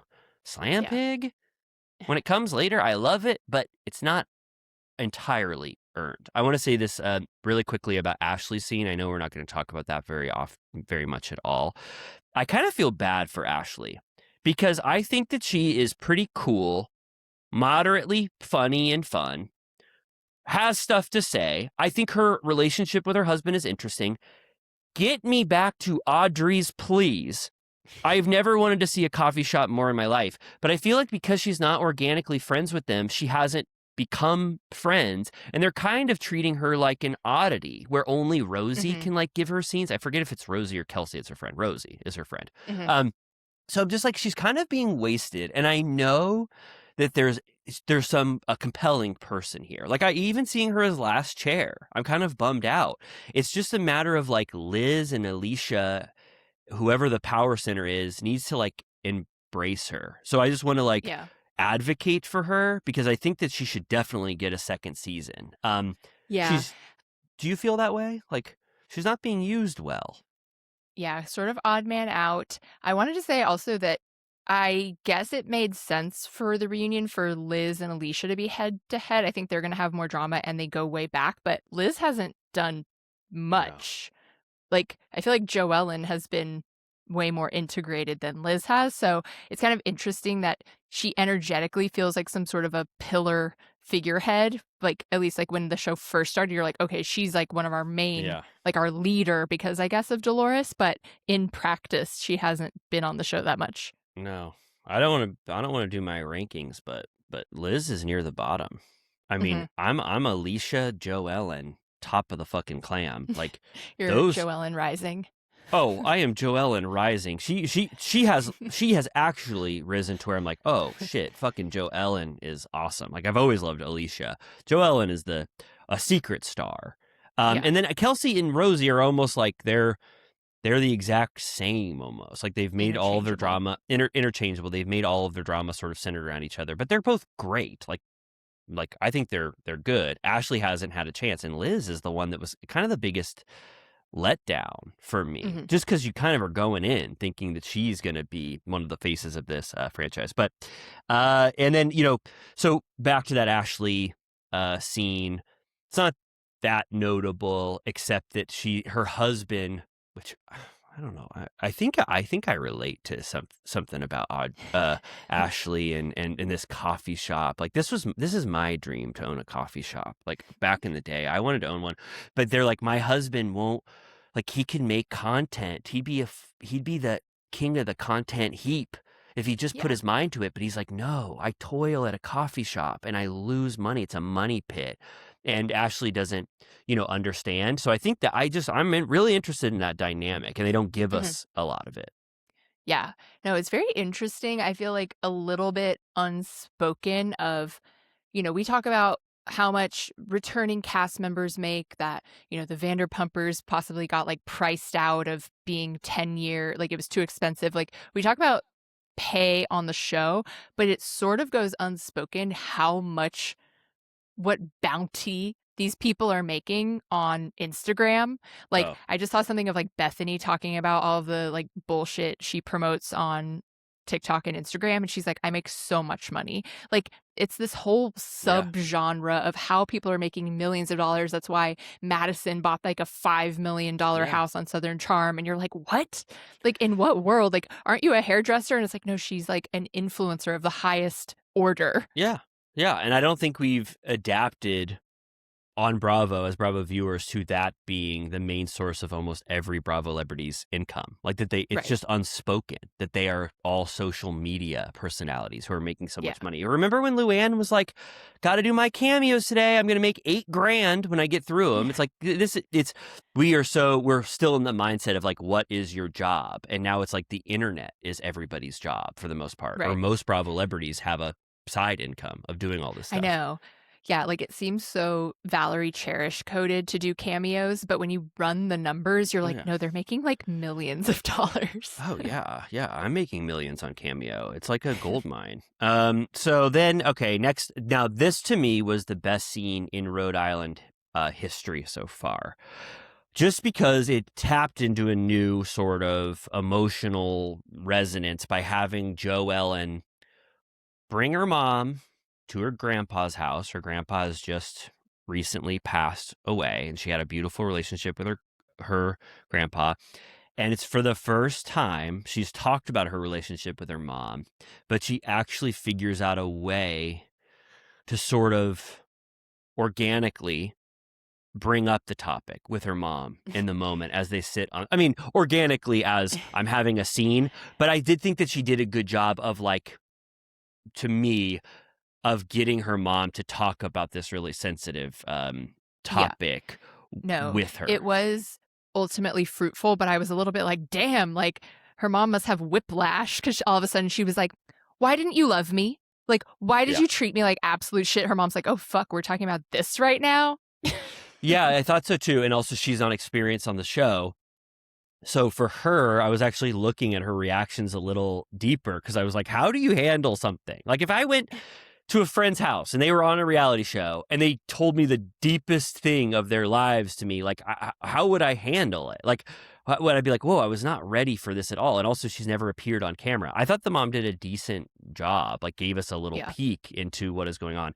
It starts out kind of fun. They're looking at a photo album and Joellen has got one of the like rarest pics you've ever seen in your life. I was like, go back. It was her with Bill Clinton, just out of nowhere. And the sister I goes, was like, look out, girl, you're just his type. She I- had that Lewinsky look. I said the same thing. The sister goes, did he try to hook up with you? And she was like, no. And then she goes, move. And she goes, flip the page. I was like, holy shit. It's like, could you imagine? Bill Clinton's like, Joellen. The government is shut down. We can do whatever we want. Let's order a pizza. Oh my God. Can you imagine if he said something like that? And so they kind of gloss over. It's like, where'd you get that photo with Bill Clinton? That's wild. And then she is like, Mom, let's just say you weren't nice to us growing up. And the mom goes, huh? She goes, what? She goes, you're saying I was mean? And she's like, yes, you were mean. And even the sister, who's more on the mom's side, acknowledges that it was sort of a harsh household. And I think the mom does too. But I think the mom didn't fully appreciate how much Joellen thinks about this. You know, like I think that they had a surface level conversation and the mom assumed that Joellen knew she was loved. So her saying this kind of made her have to pull, up from herself and kind of justify why she wasn't so loving. And it starts out with sort of blaming Joellen for being a bad kid because she was like, Mom, you were not perfect growing up. And the mom was like, well, were you?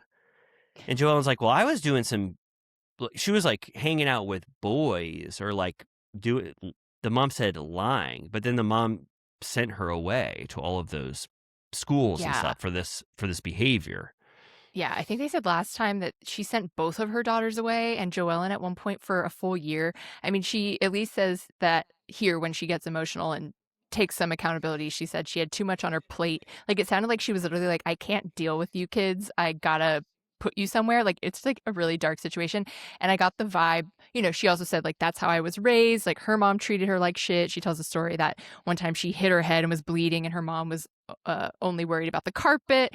So it was like really, like deep stuff. I get the vibe that Joellen will never forgive her, but she's like, we can at least have a cordial relationship where you spend time with your grandkids, but she's like, you have truly scarred me and I've like barely recovered. So I don't know that I can let you in completely, but at least we can do our best to move forward in, the best way. But I get the feeling that she's like, I really was so damaged by you. Yeah, she was like, it affected my entire like personality and like my being able to like forgive people and stuff. Yeah, it's going to be a hard road ahead. I mean, I have hope that she can forgive her mom. It's just it would require her mom being more open with her and doing those steps that Joellen said to take, So I thought it was a good scene. The mom says, I love you, right at the end, kind of like opens up her heart. But it was sweet to see. I felt like we hadn't had a scene like that yet on Rhode Island. So nice of Joellen to sort of usher that in.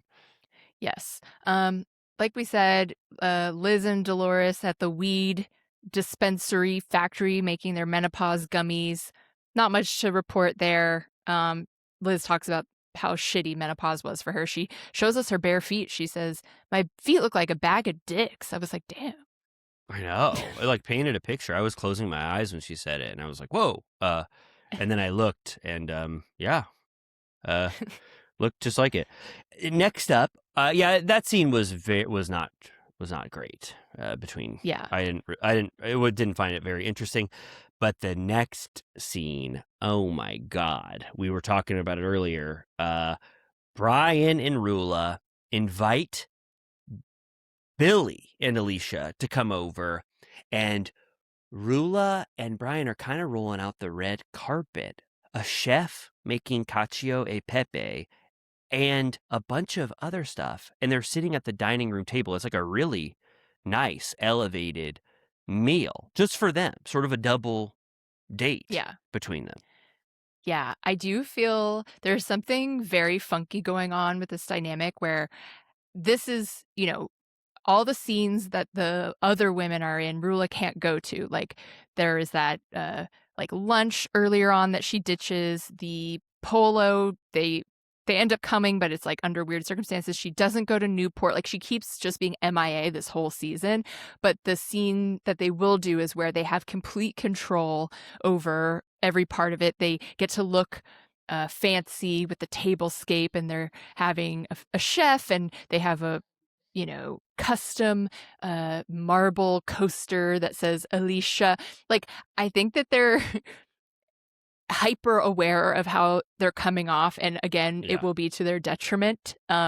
Like he brings her breakfast in bed with the tray. He like their world, we know it's imminent that it's going to crumble. So again, it is sort of entertaining to watch them try and uphold this visual that they have this like wonderful thing going. And I'm like, I know that he's going to get arrested within the year for putting a tracker on your car. Like this is crazy shit.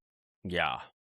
He needs to really break up with that mistress now in this moment. I mean, like if he's still letting it go on, I mean, I know it's going to be hard to break up with her.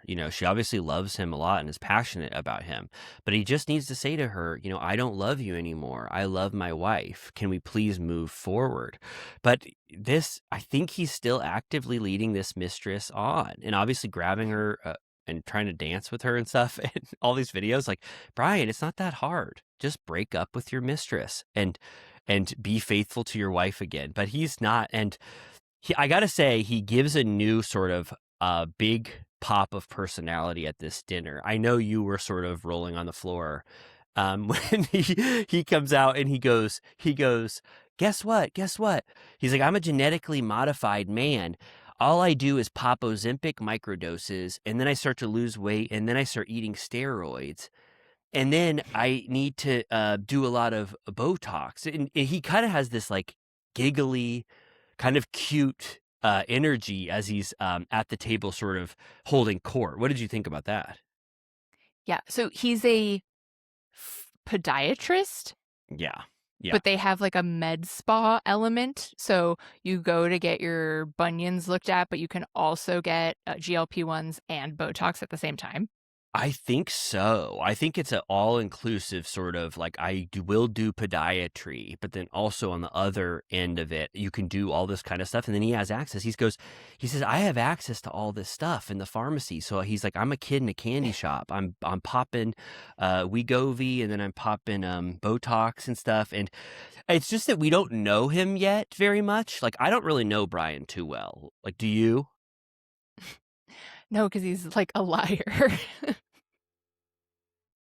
So then, he's trying to be personable, and he's trying to show himself off a little bit to them. And Billy is kind of looking away. He's like, what's going on with this Brian guy? Apparently he took 2 shots beforehand. So even Rula is like, calm down, Brian. Like, she's like, I love that you're holding court, but you're talking a little too much. And then in the middle of him talking about that stuff, he gets the phone call, and like you said, you can tell it's a little suspicious because the ringer dings hard, and then he looks at it and then looks at the camera and then has to go away. So the assumption is that his mistress is dinging his phone, knowing Yeah. what he's up to. Yeah. Constantly blowing up his spot. Also, I just have to red flag across the table. Almost everyone orders their steak well done, which I don't even eat meat, but I'm like, come on. Oh, you would say, please, to get the full effect of it, please get medium rare at least. Yeah, they all were like, char it. He was like, he said that because he does surgery, that steak reminds him of bloody feet or bodies. And I'm like, okay. Yeah, he was a little introspection on his part. He was like, I can't have that type of medium rare stuff. He goes, the smell of blood. After I started cutting toes and everything, he said the blood reminds me of surgery. And then he goes, and when that thing comes out, it's basically a foot to him. So I was like this is sort of the plight of a podiatrist, because a lot of the meat is going to start to look like a foot. But and then Alicia says, I can't. She goes, he's smelling blood. I can't talk about this Rula, the video right now. So she doesn't do her duty as a messenger, and the scene ends. Right. Yes. Okay, so let's get to this Rosie Kelsey thing, which we can't really, like we said, we don't really understand why it gets this intense. But the guise of this meetup is that Kelsey's going to cut Rosie's hair. She's like, Rosie's like, I'll give her credit this time, because that was part of their beef, is that she didn't shout her out on Instagram. Rosie's like, I'm going to put the house plans we're building out on the counter so she can see the square footage for herself. And then Kelsey pulls up in her car and has this like police, I don't know what you call it, speaker thing, where it like has a little siren, and she can do a megaphone loud horn, and she's going, house police, house police. And I was like, to me, I read it as kind of a funny mea culpa. Like, I was like, all right, entering with humor. It was a little like annoying, like sound wise, but I thought entering with a joke to make light of the stupid fight they were having. But Rosie's like, my community has a no siren ordinance. You're fucking up my shit in this neighborhood. She's immediately extremely offended, saying like, what is this? Why would you do that? And then they never get on the same page. Like, Kelsey's like, I was being lighthearted. And she's like, well, it wasn't funny. They get into it about the square footage again. Rosie's like, where the fuck is your house? At least my name is on the deed of this house. You don't even have a fucking house. And I'm like, okay, so this is immediately not going to go well. Oh yeah. Oh no, it went bad.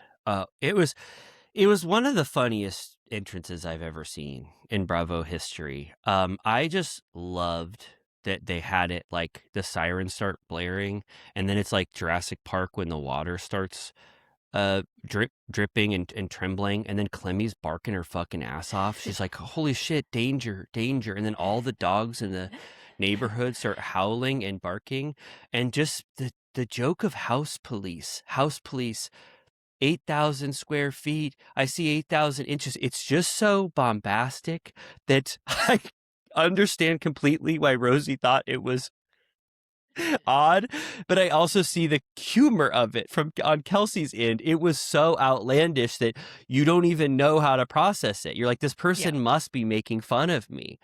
And I also felt like they both had jokes. They both had a joke for each Right. other. And the jokes sort of canceled each other out because Rosie was so taken aback by Kelsey's. And then when Kelsey sees Rosie's joke, she knows her joke didn't land. And so then now that joke is not taken in the best light and it looks passive aggressive. So the energy is just completely off. But it was that scene though was very remarkable. I did not think that Kelsey ever had that kind of humor in her. Right. I mean, it was really wild. And Rosie thought that it looks as if it is a practical joke on the person. So if you already think that they're fucking with you, that kind of hits a little harder. So like you said, fully derailed it a little bit. I was wrapping my mind around why Rosie got to like bitch, like she was calling her a bitch, like it was like really, really bad. But I felt like Rosie's anger just kept rising at the audacity of that interest. And then Kelsey is sort of meeting her / pushing back and eventually knows that the joke really didn't go well. And she just has to meet Rosie's energy. But at a certain point, Rosie's just at a 10 and she's just like, get the fuck out of my house, and taking her luggage down for her. And then on Kelsey's end, you want to avoid being humiliated when somebody's fucking with you like that. Rosie is so in her face, calling her every name in the book. And so Kelsey has to keep some pride about her. So she's like, let me take my luggage. Like, and please don't touch me like that. And then that's when it gets even more heated to where you know that a actual physical fight could have happened in this moment. Right. Yeah. She like pushes her out of the house and slams the door. You see the producer go like, hey, we got to stop this. And then the producer or the camera guy, they like open the door, like instead of just keeping the door closed so that I guess they had to follow her out, but they reopened the portal between the two of them and she like goes back in. I also liked one of the one of the accusations. Rosie goes through, she says she's a polygamist again. She says she's no one. She says sucking dick isn't a career. She says your sugar daddy paid for you to win that pageant. So then when Kelsey comes back in, she's like, I won that pageant fair and square. And Rosie goes, everyone in Rhode Island knows that you fuck married men and you're a fucking slam pig. And she threatens to call the cops. And, we already knew she said slam pig, but I do think it's one for the Pantheon. I do think of Kim Richards saying slut pig. Slam pig is, I think it's in the lexicon. Yeah, it's pretty cool. It's a way in which I will refer to people from now on. The fact that it does exist and it is sort of regional, like apparently she talked about it on, I forget where, but she said, this is what we say in Rhode Island. It means a certain thing. Someone who people have sex with where they don't expect anything from it, I guess is like the definition of it. So I had never heard it before, but now I'll never not hear it in my head and not use it all the time. I thought it was, a really interesting insult to deploy. I would love to see a sort of like documentary on Kelsey possibly winning Miss Rhode Island through means of her sugar daddy bribing judges. Like, could you imagine? It's like that Monopoly, the McMillions. It's exactly like that. McMillions. Like, imagine seeing footage of like someone going to a judge and being like, here's that briefcase you ordered, judge. And it's like has a bunch of money in it. Like that, what a wild accusation. Yeah. So I thought, just to say, like, I wish I could have really loved this. I wish I really could have appreciated it. It's a nice spark of energy. But like we already mentioned, I felt like it could have been it was a little falsely exaggerated to me on Rosie's end. Right. And I think she'll get pissed again because next week they all get together and Kelsey shows up wearing a pageant sash. We're getting a lot of pageant sash humor on Bravo this week. It says Miss Slam Pig. Yes, Miss Slam Pig. You know, that's the first time that somebody has created a pageant sash that says Miss Slam Pig on it. Miss Triggered. Just like Miss Triggered.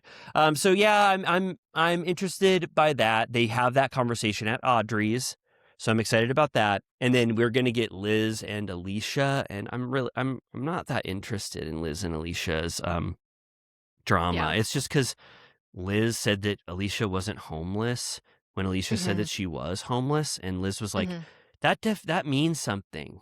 Like, you were never literally homeless, but Liz is like going to be insulted by it. So who knows? But still, good episode. I mean, Kelsey and Rosie fighting like that. Slam Pig enters the world. Crackers with Alicia, and then that Joellen scene. Like, pretty good for Rhode Island, I would say. It's good. It's a very strong first season. It's a joy to watch, whether or not it's must-see TV in the sense that, but I don't need my Housewives to be, quote, must-see TV. It's more good personalities, a culture that I was sort of unaware of.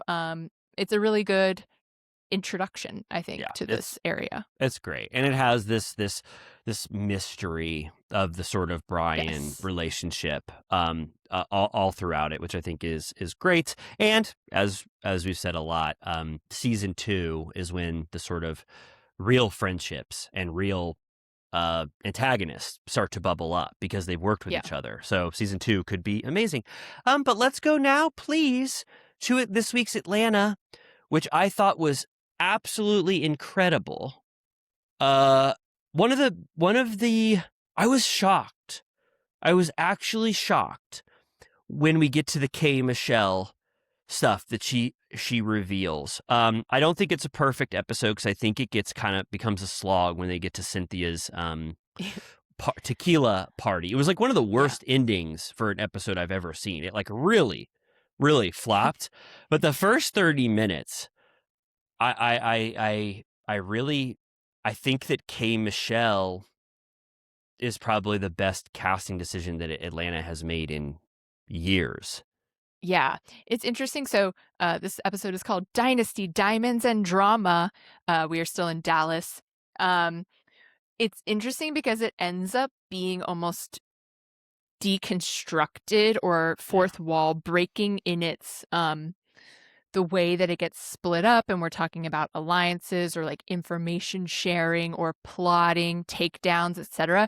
So it's interesting that K Michelle, because she's new, I'm sure she's seen the show, she knows what she was joining, but you watch her throughout being shocked, first of all, at how the women treat each other and how they talk to each other and bring up drama and then move on and can laugh 10 minutes after they said the most heinous things to each other. And I'm like, yeah, that's kind of just how it goes. But there's something deeper going on where it sounds like she was tipped off on something that was going to get brought up.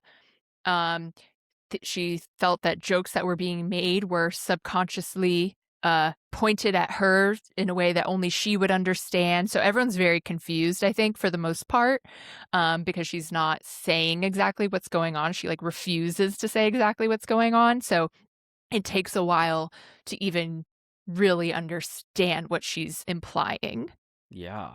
It was a total, like you said, it was a peek behind the curtain, and she's sort of the audience surrogate, at least for me. And there's just something so refreshing about a new cast member coming in and being as comfortable as K Michelle is. First of all, like, we see so much when we see new cast members, like they're so hit or miss how they operate within this world. And so for K Michelle to feel so comfortable sort of revealing how things are sort of working behind the scenes, I was like, holy shit. She almost like shifted the entire mood of everyone by kind of calling out what is happening, unbeknownst to all of them, or what they kind of take for granted about these shows. And it's almost like it doesn't have to be this way. Like, it doesn't always have to be so antagonistic and multiple fights all the time. So seeing that dynamic exposed by K. Michelle was really revealing to me. So if we kind of get into it, it's kind of the main focus of everything. Yeah. So they're in the bus after Kelly had a little bit of a fight with Portia, and Portia accuses Kelly of trying to scissor her. That's where we were last Yes. week. And Portia has some evidence, she says, that Kelly wanted to go up to her hotel room and have sex with her because Climb her like a tree. climb her like a tree. She says she calls Kelly a troll that wanted to climb a tree. And she says that Kelly got a little glimpse of Portia naked and really liked what she saw and wanted to go up with her. And Portia had to give her the, I'm so tired.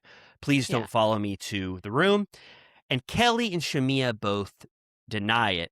But I will say Kelly and Shamia are one of the biggest alliances on the show that has a lot of alliances that are now exposed in this episode.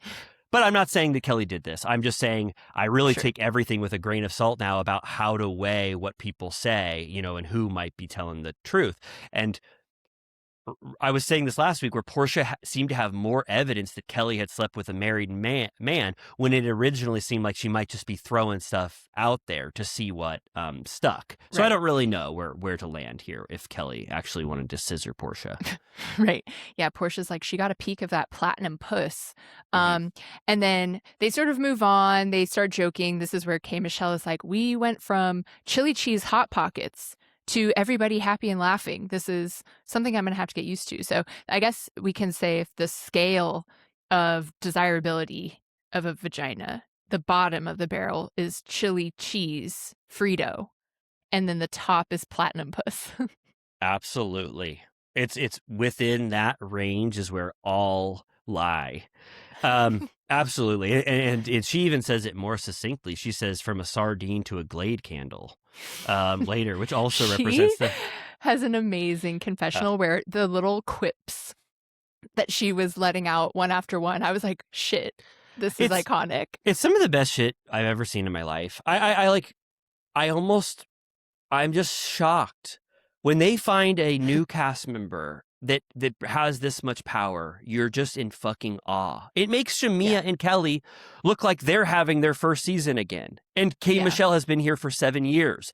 There's just such a difference sometimes when people, and you could tell, I mean, the world is sort of revolving around K. Michelle. Like they're like, she already feels like she's been a part of this cast for so long because of how comfortable she feels with everyone. I mean, she says, so everything's okay now. You just tag each other's asses and go fucking nuts on each other. And then you just laugh it off completely. And you can tell that is the moment that kind of causes her to reevaluate everything as the episode goes on. And it continues at this dinner where, unfortunately, Pinky was in her cups. She had a few too many shots and she's barfing in the bathroom. It's very unfortunate. Brutal season 1 moment. She had to wear little booties. I think she barfed on her shoes, so she had to take them off and put them in a little baggie and leave wearing, I don't even know where they got those. I guess maybe production keeps them for when they film in houses, but I was like, that's humiliating. Yeah, it's too bad. And like, it was so unfortunate. Cynthia's like, can I get you bread to eat in the bathroom? And she's like, no, thanks. Just some ginger ale.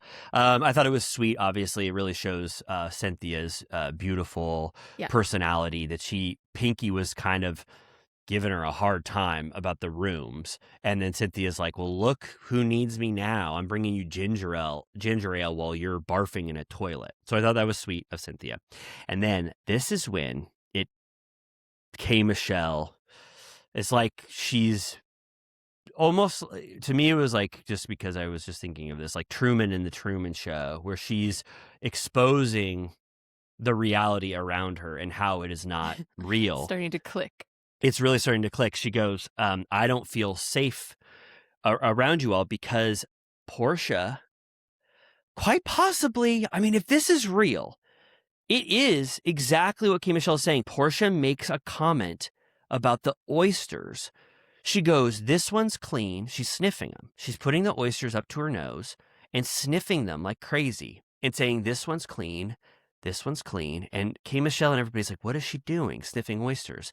And then she goes, but this one's got a scent. And then Drew gives the biggest reaction, like, shit, Portia, are you trying to lay the groundwork of what we talked about to bring up now? Because this is a weird way to introduce it. And K. Michelle's face when she clocks it. I mean, I really think that this is one of the best episodes of Atlanta of all time. Wow. Because when she clocks it, she's like, is Portia saying what I think she's saying? Because we find out that K. Michelle, unfortunately, has the worst thing said about her in history. 8 years ago, she was potentially, she says, defamed by a disgruntled ex that alluded to her having I'll just say a condition about this.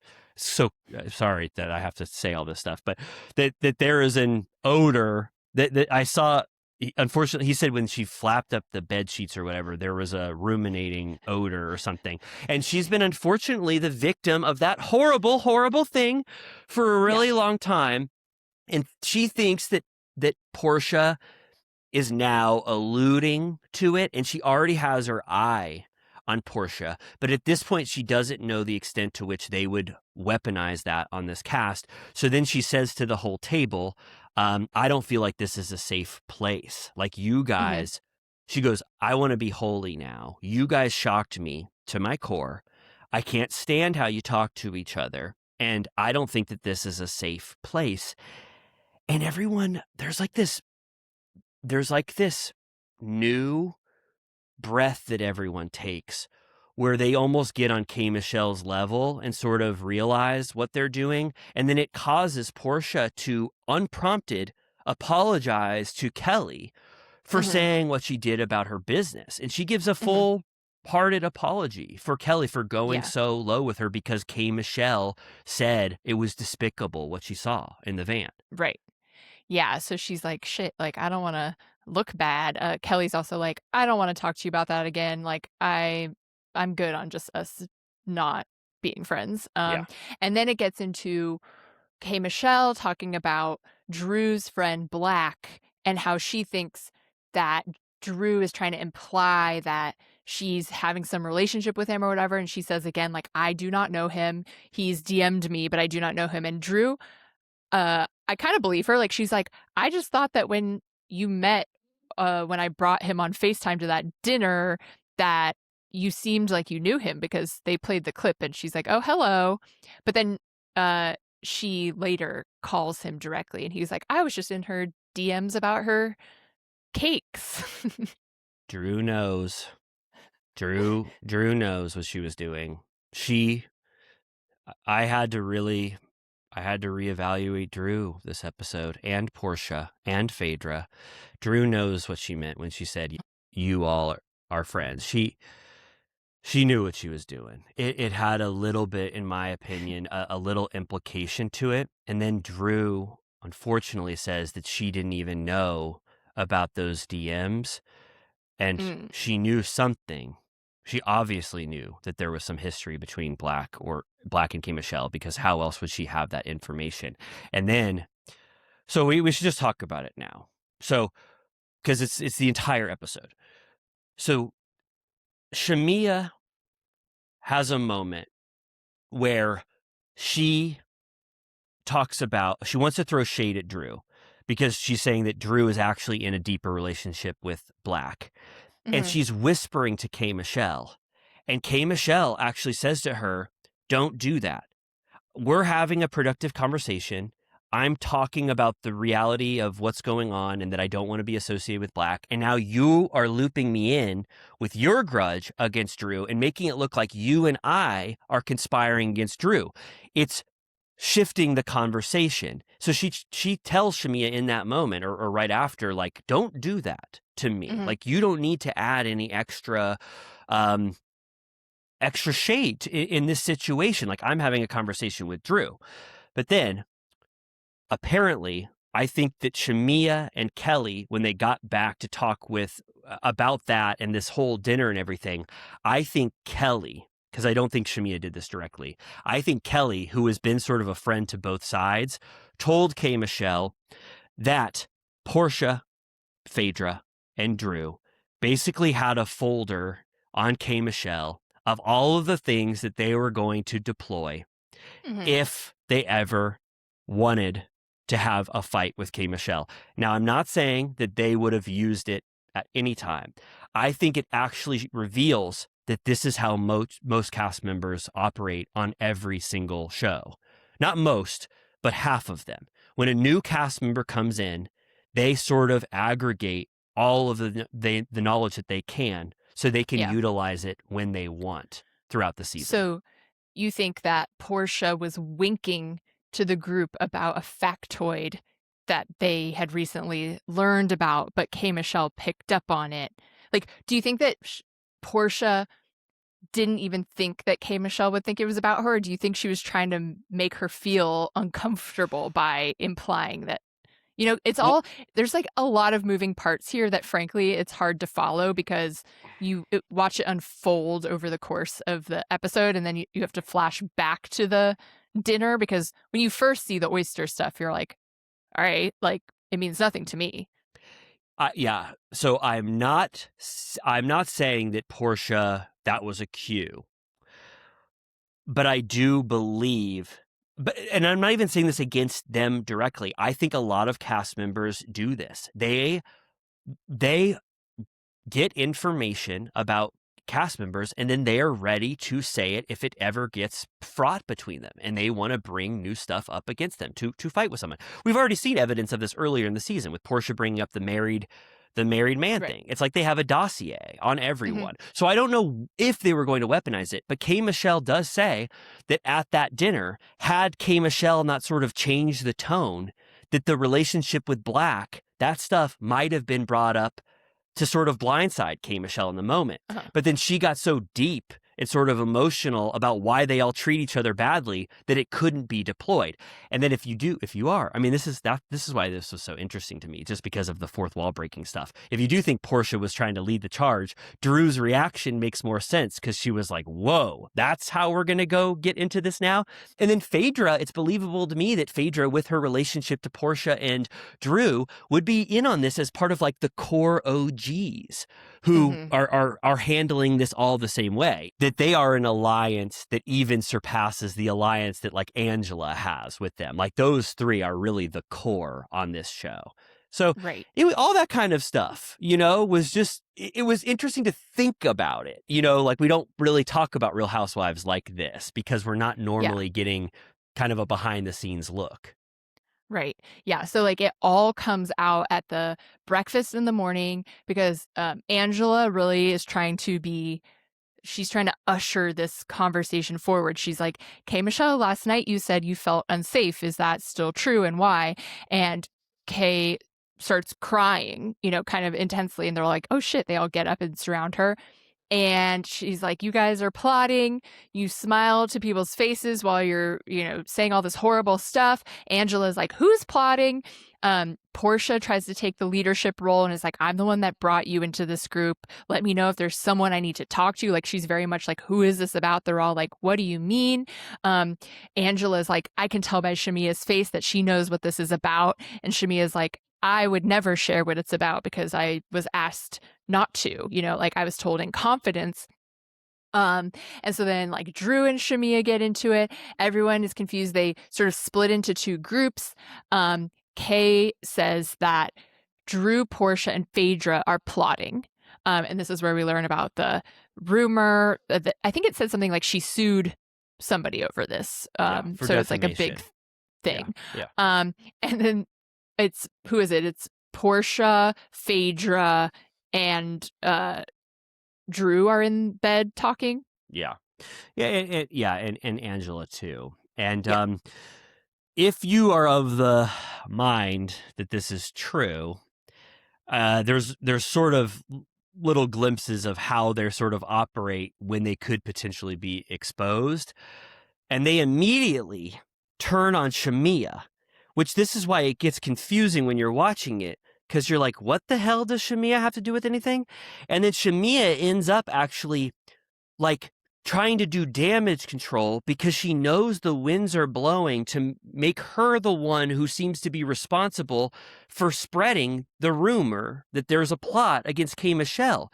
So then Shamia has to do damage control and get K. Michelle to say, I didn't do that, when they haven't even really focused on what K. Michelle is saying, which is the biggest thing. So it was a little bit of a smokescreen in a way. It kind of devolved. And Portia goes, wait, what's happening? I thought K. Michelle was just about to expose a plot. Now Shamia's talking about how she wasn't involved with it. That's why you kind of have to just focus on the K. Michelle part of this, because there was a lot of distractions, and you actually see how people operate when like this big piece of, it's not evidence, but a big new storyline comes out, in their midst.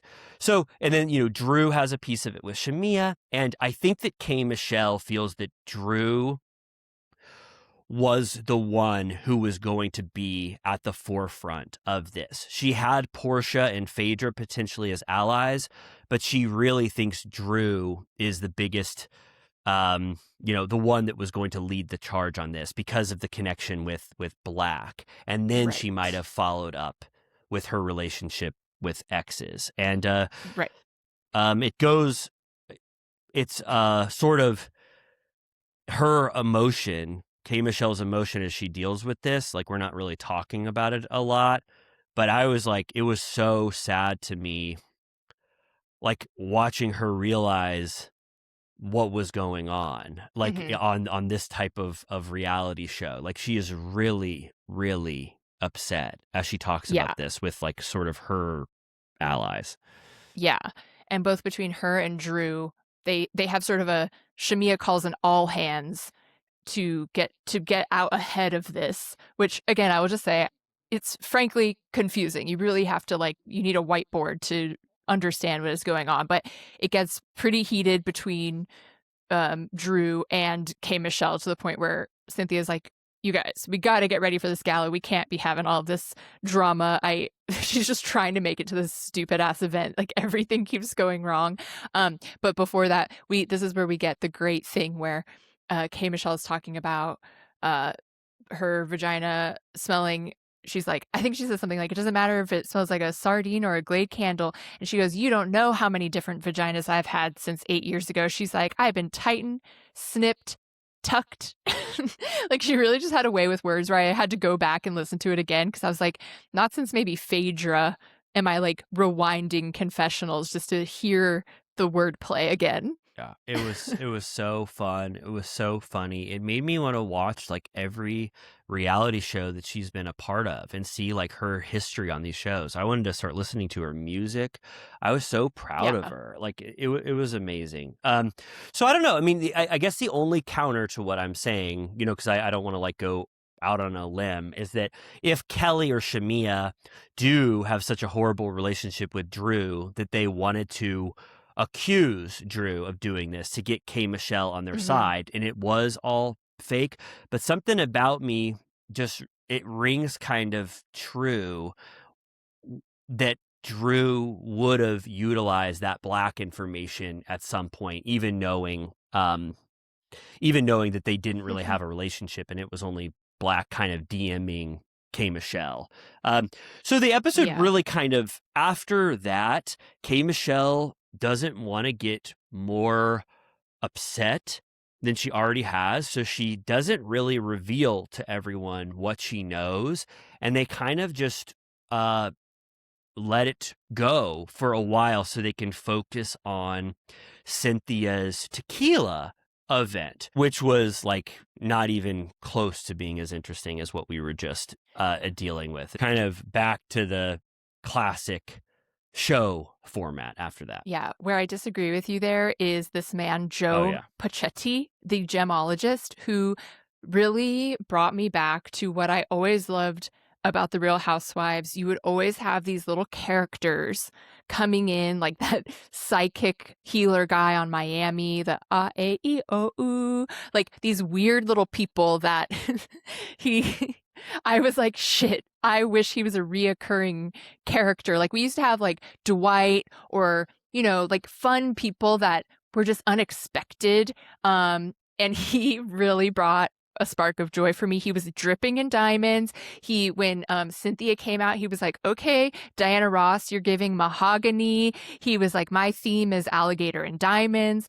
He outfits everybody with diamonds. Phaedra flirts with him and is like, are you single? I was like, actually, can he just be on the show? I really I think it revealed something to me that I think that's a huge thing of what's been missing. It was like the camp of housewives and these people that you're like, who is this person that you are affiliated with? These little figures that I feel like the shows have strayed from. It used to be this subculture of like the wealthy, and it's kind of not like that anymore. And he really made me remember that we used to always get these tangential personalities all the time that I really miss. I completely agree. He was such a star when he came out. Joe Passetti, he was one of the coolest gemologists I've ever seen. He had such a good sort of repartee with everyone. He was really, really cute.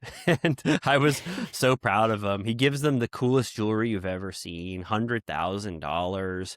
They're all like, oh my God, I need to be careful. Is there a double clasp on this? And he's like, I'm Joe Passetti. I'm a gemologist. It was really, really great. And they give it the proper the proper edit to where he's got about 5 minutes of just bestowing beautiful, beautiful jewelry on everyone.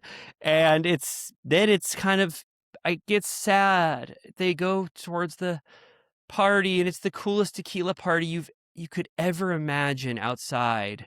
But then Anita calls and she goes, Cynthia.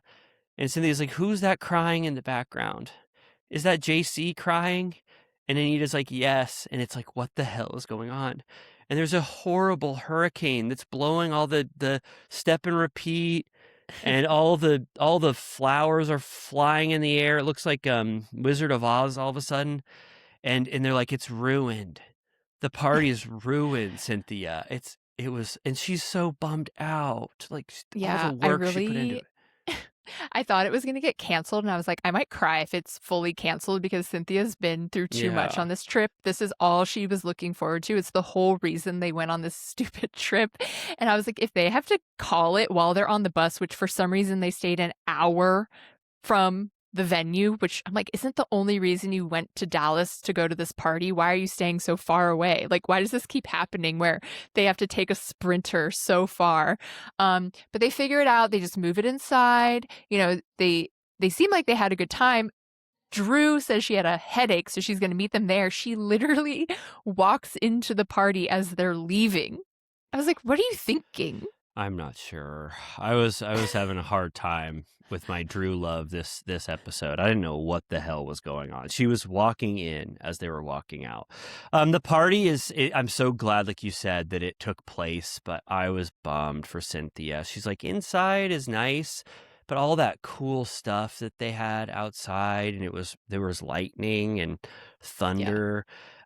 She was gonna do tequila of the month, tequila head of the month, to honor an award or whatever, and she doesn't give the award. Like, she's like, it's to everyone. I was like, give it to Pinky. She just drank a bunch of tequila and was barfing. Like, that would be the perfect person to give it to. Miss Tequila. I was gonna say, not great brand ambassador to display that the tequila makes you barf. Oh, I didn't even think about it like that. I was assuming that Pinky didn't have access to that tequila on the bus. And this, it could be like that other tequila makes you barf. This kind is good. Oh, so you don't think Pinky should have been nominated a tequila? Yeah. Cynthia does try to spin it. She goes, Pinky, she should know this tequila laid her out yesterday. And I'm like, that's not good. Oh, so she was drinking. That was the tequila that she was. Oh, okay. So no, sorry. So she shouldn't have been crowned Miss Tequila. Tequila. No. Sorry. Okay, I know. If you barfed on it, no. So she kind of gives the crown to everyone, and it's kind of funny. Another pageant thing. Yeah. 3 for 3. Yeah.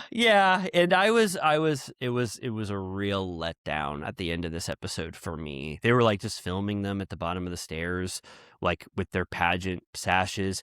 And then it didn't even have an ending where it's to be continued or we know something good is going to happen. it just started flashing scenes that we've already seen for 2 minutes. And Cynthia goes, I hope what happens in Dallas stays in Dallas. And you're like, okay, well, yes, but also what's going to happen next? Just one of the worst endings to an episode I've ever seen. They And should have just immediately played the intro from the beginning of the season where she's like, let's take a closer look. And then it just shows the preview. I think that would have been wonderful. But still, for me, 35 minutes where I was like, I had a mystery on my hands and I was speculating and I got to see K. Michelle fucking kill it for 30 minutes. I'll take it. And I'm excited to see what the fallout from this is. Yeah. Sad to think, though, because I have high esteem for Portia. It'll be sad if she is plotting. Yeah. In her defense, Portia's my favorite cast member, like top 3 on Atlanta of all time. I love Portia. I think it was more about have this on standby, not deploy at will to make the season better. Then I just have to figure out why she was alluding to those oysters having a smell. But I don't think Phaedra or Portia were trying to ruin K. Michelle's life. I think that it was just a possibility. In break glass if in case. In case. So that's it. I loved this episode. I liked Rhode Island too. Valley, not very fun in my opinion. But I don't know, a better week than some of the weeks we've had when it was Valley and Beverly Hills and we were pissed off. Yeah. We have Next Gen looking, it's soon. It's June. Less than a month. We'll have that added to the docket. So we have stuff to look forward to. Our plates runneth over. And, but like we always say, if you can't get enough, you can get a extra episode a week with us recapping Vanderpump Rules on Patreon. Also, if you do the next tier above that, you get a monthly movie recap, which next month is going to be Spice World. I have never in my life seen 1 second of Spice World. I know they're beautiful, beautiful music. Every song, maybe 3 of them. But I have never seen this movie nor heard anything about it. So I don't think I've ever watched a movie having absolutely no context for what I'm about to witness. I'm actually so excited to see this for the first time. The only Spice World you know is Dune. The only? Thank you for saying that, Amy. The only world filled with spice that I've ever known is Arrakis, which has that huge, terrible worm on it. Arrakis has got to be one of the worst planets. Hot, all dust, no water, and big worms. So Bene Gesserit spice. Bene Gesserit. That's amazing. It's so. That being said, the only contact I've had with a spice world is Dune. So I cannot wait to see the other one that is out there in the universe for me. I am very, very excited. So that is coming up next month. I don't even know all the Spice Girls' names. Wow, so you're in for an education. I'm going to be learning. So I love it. Review us, rate us, hype us, love us, treat us well. Treat us kindly. We love you all so much. Have a wonderful weekend, and we'll be back next week. Bye. Bye.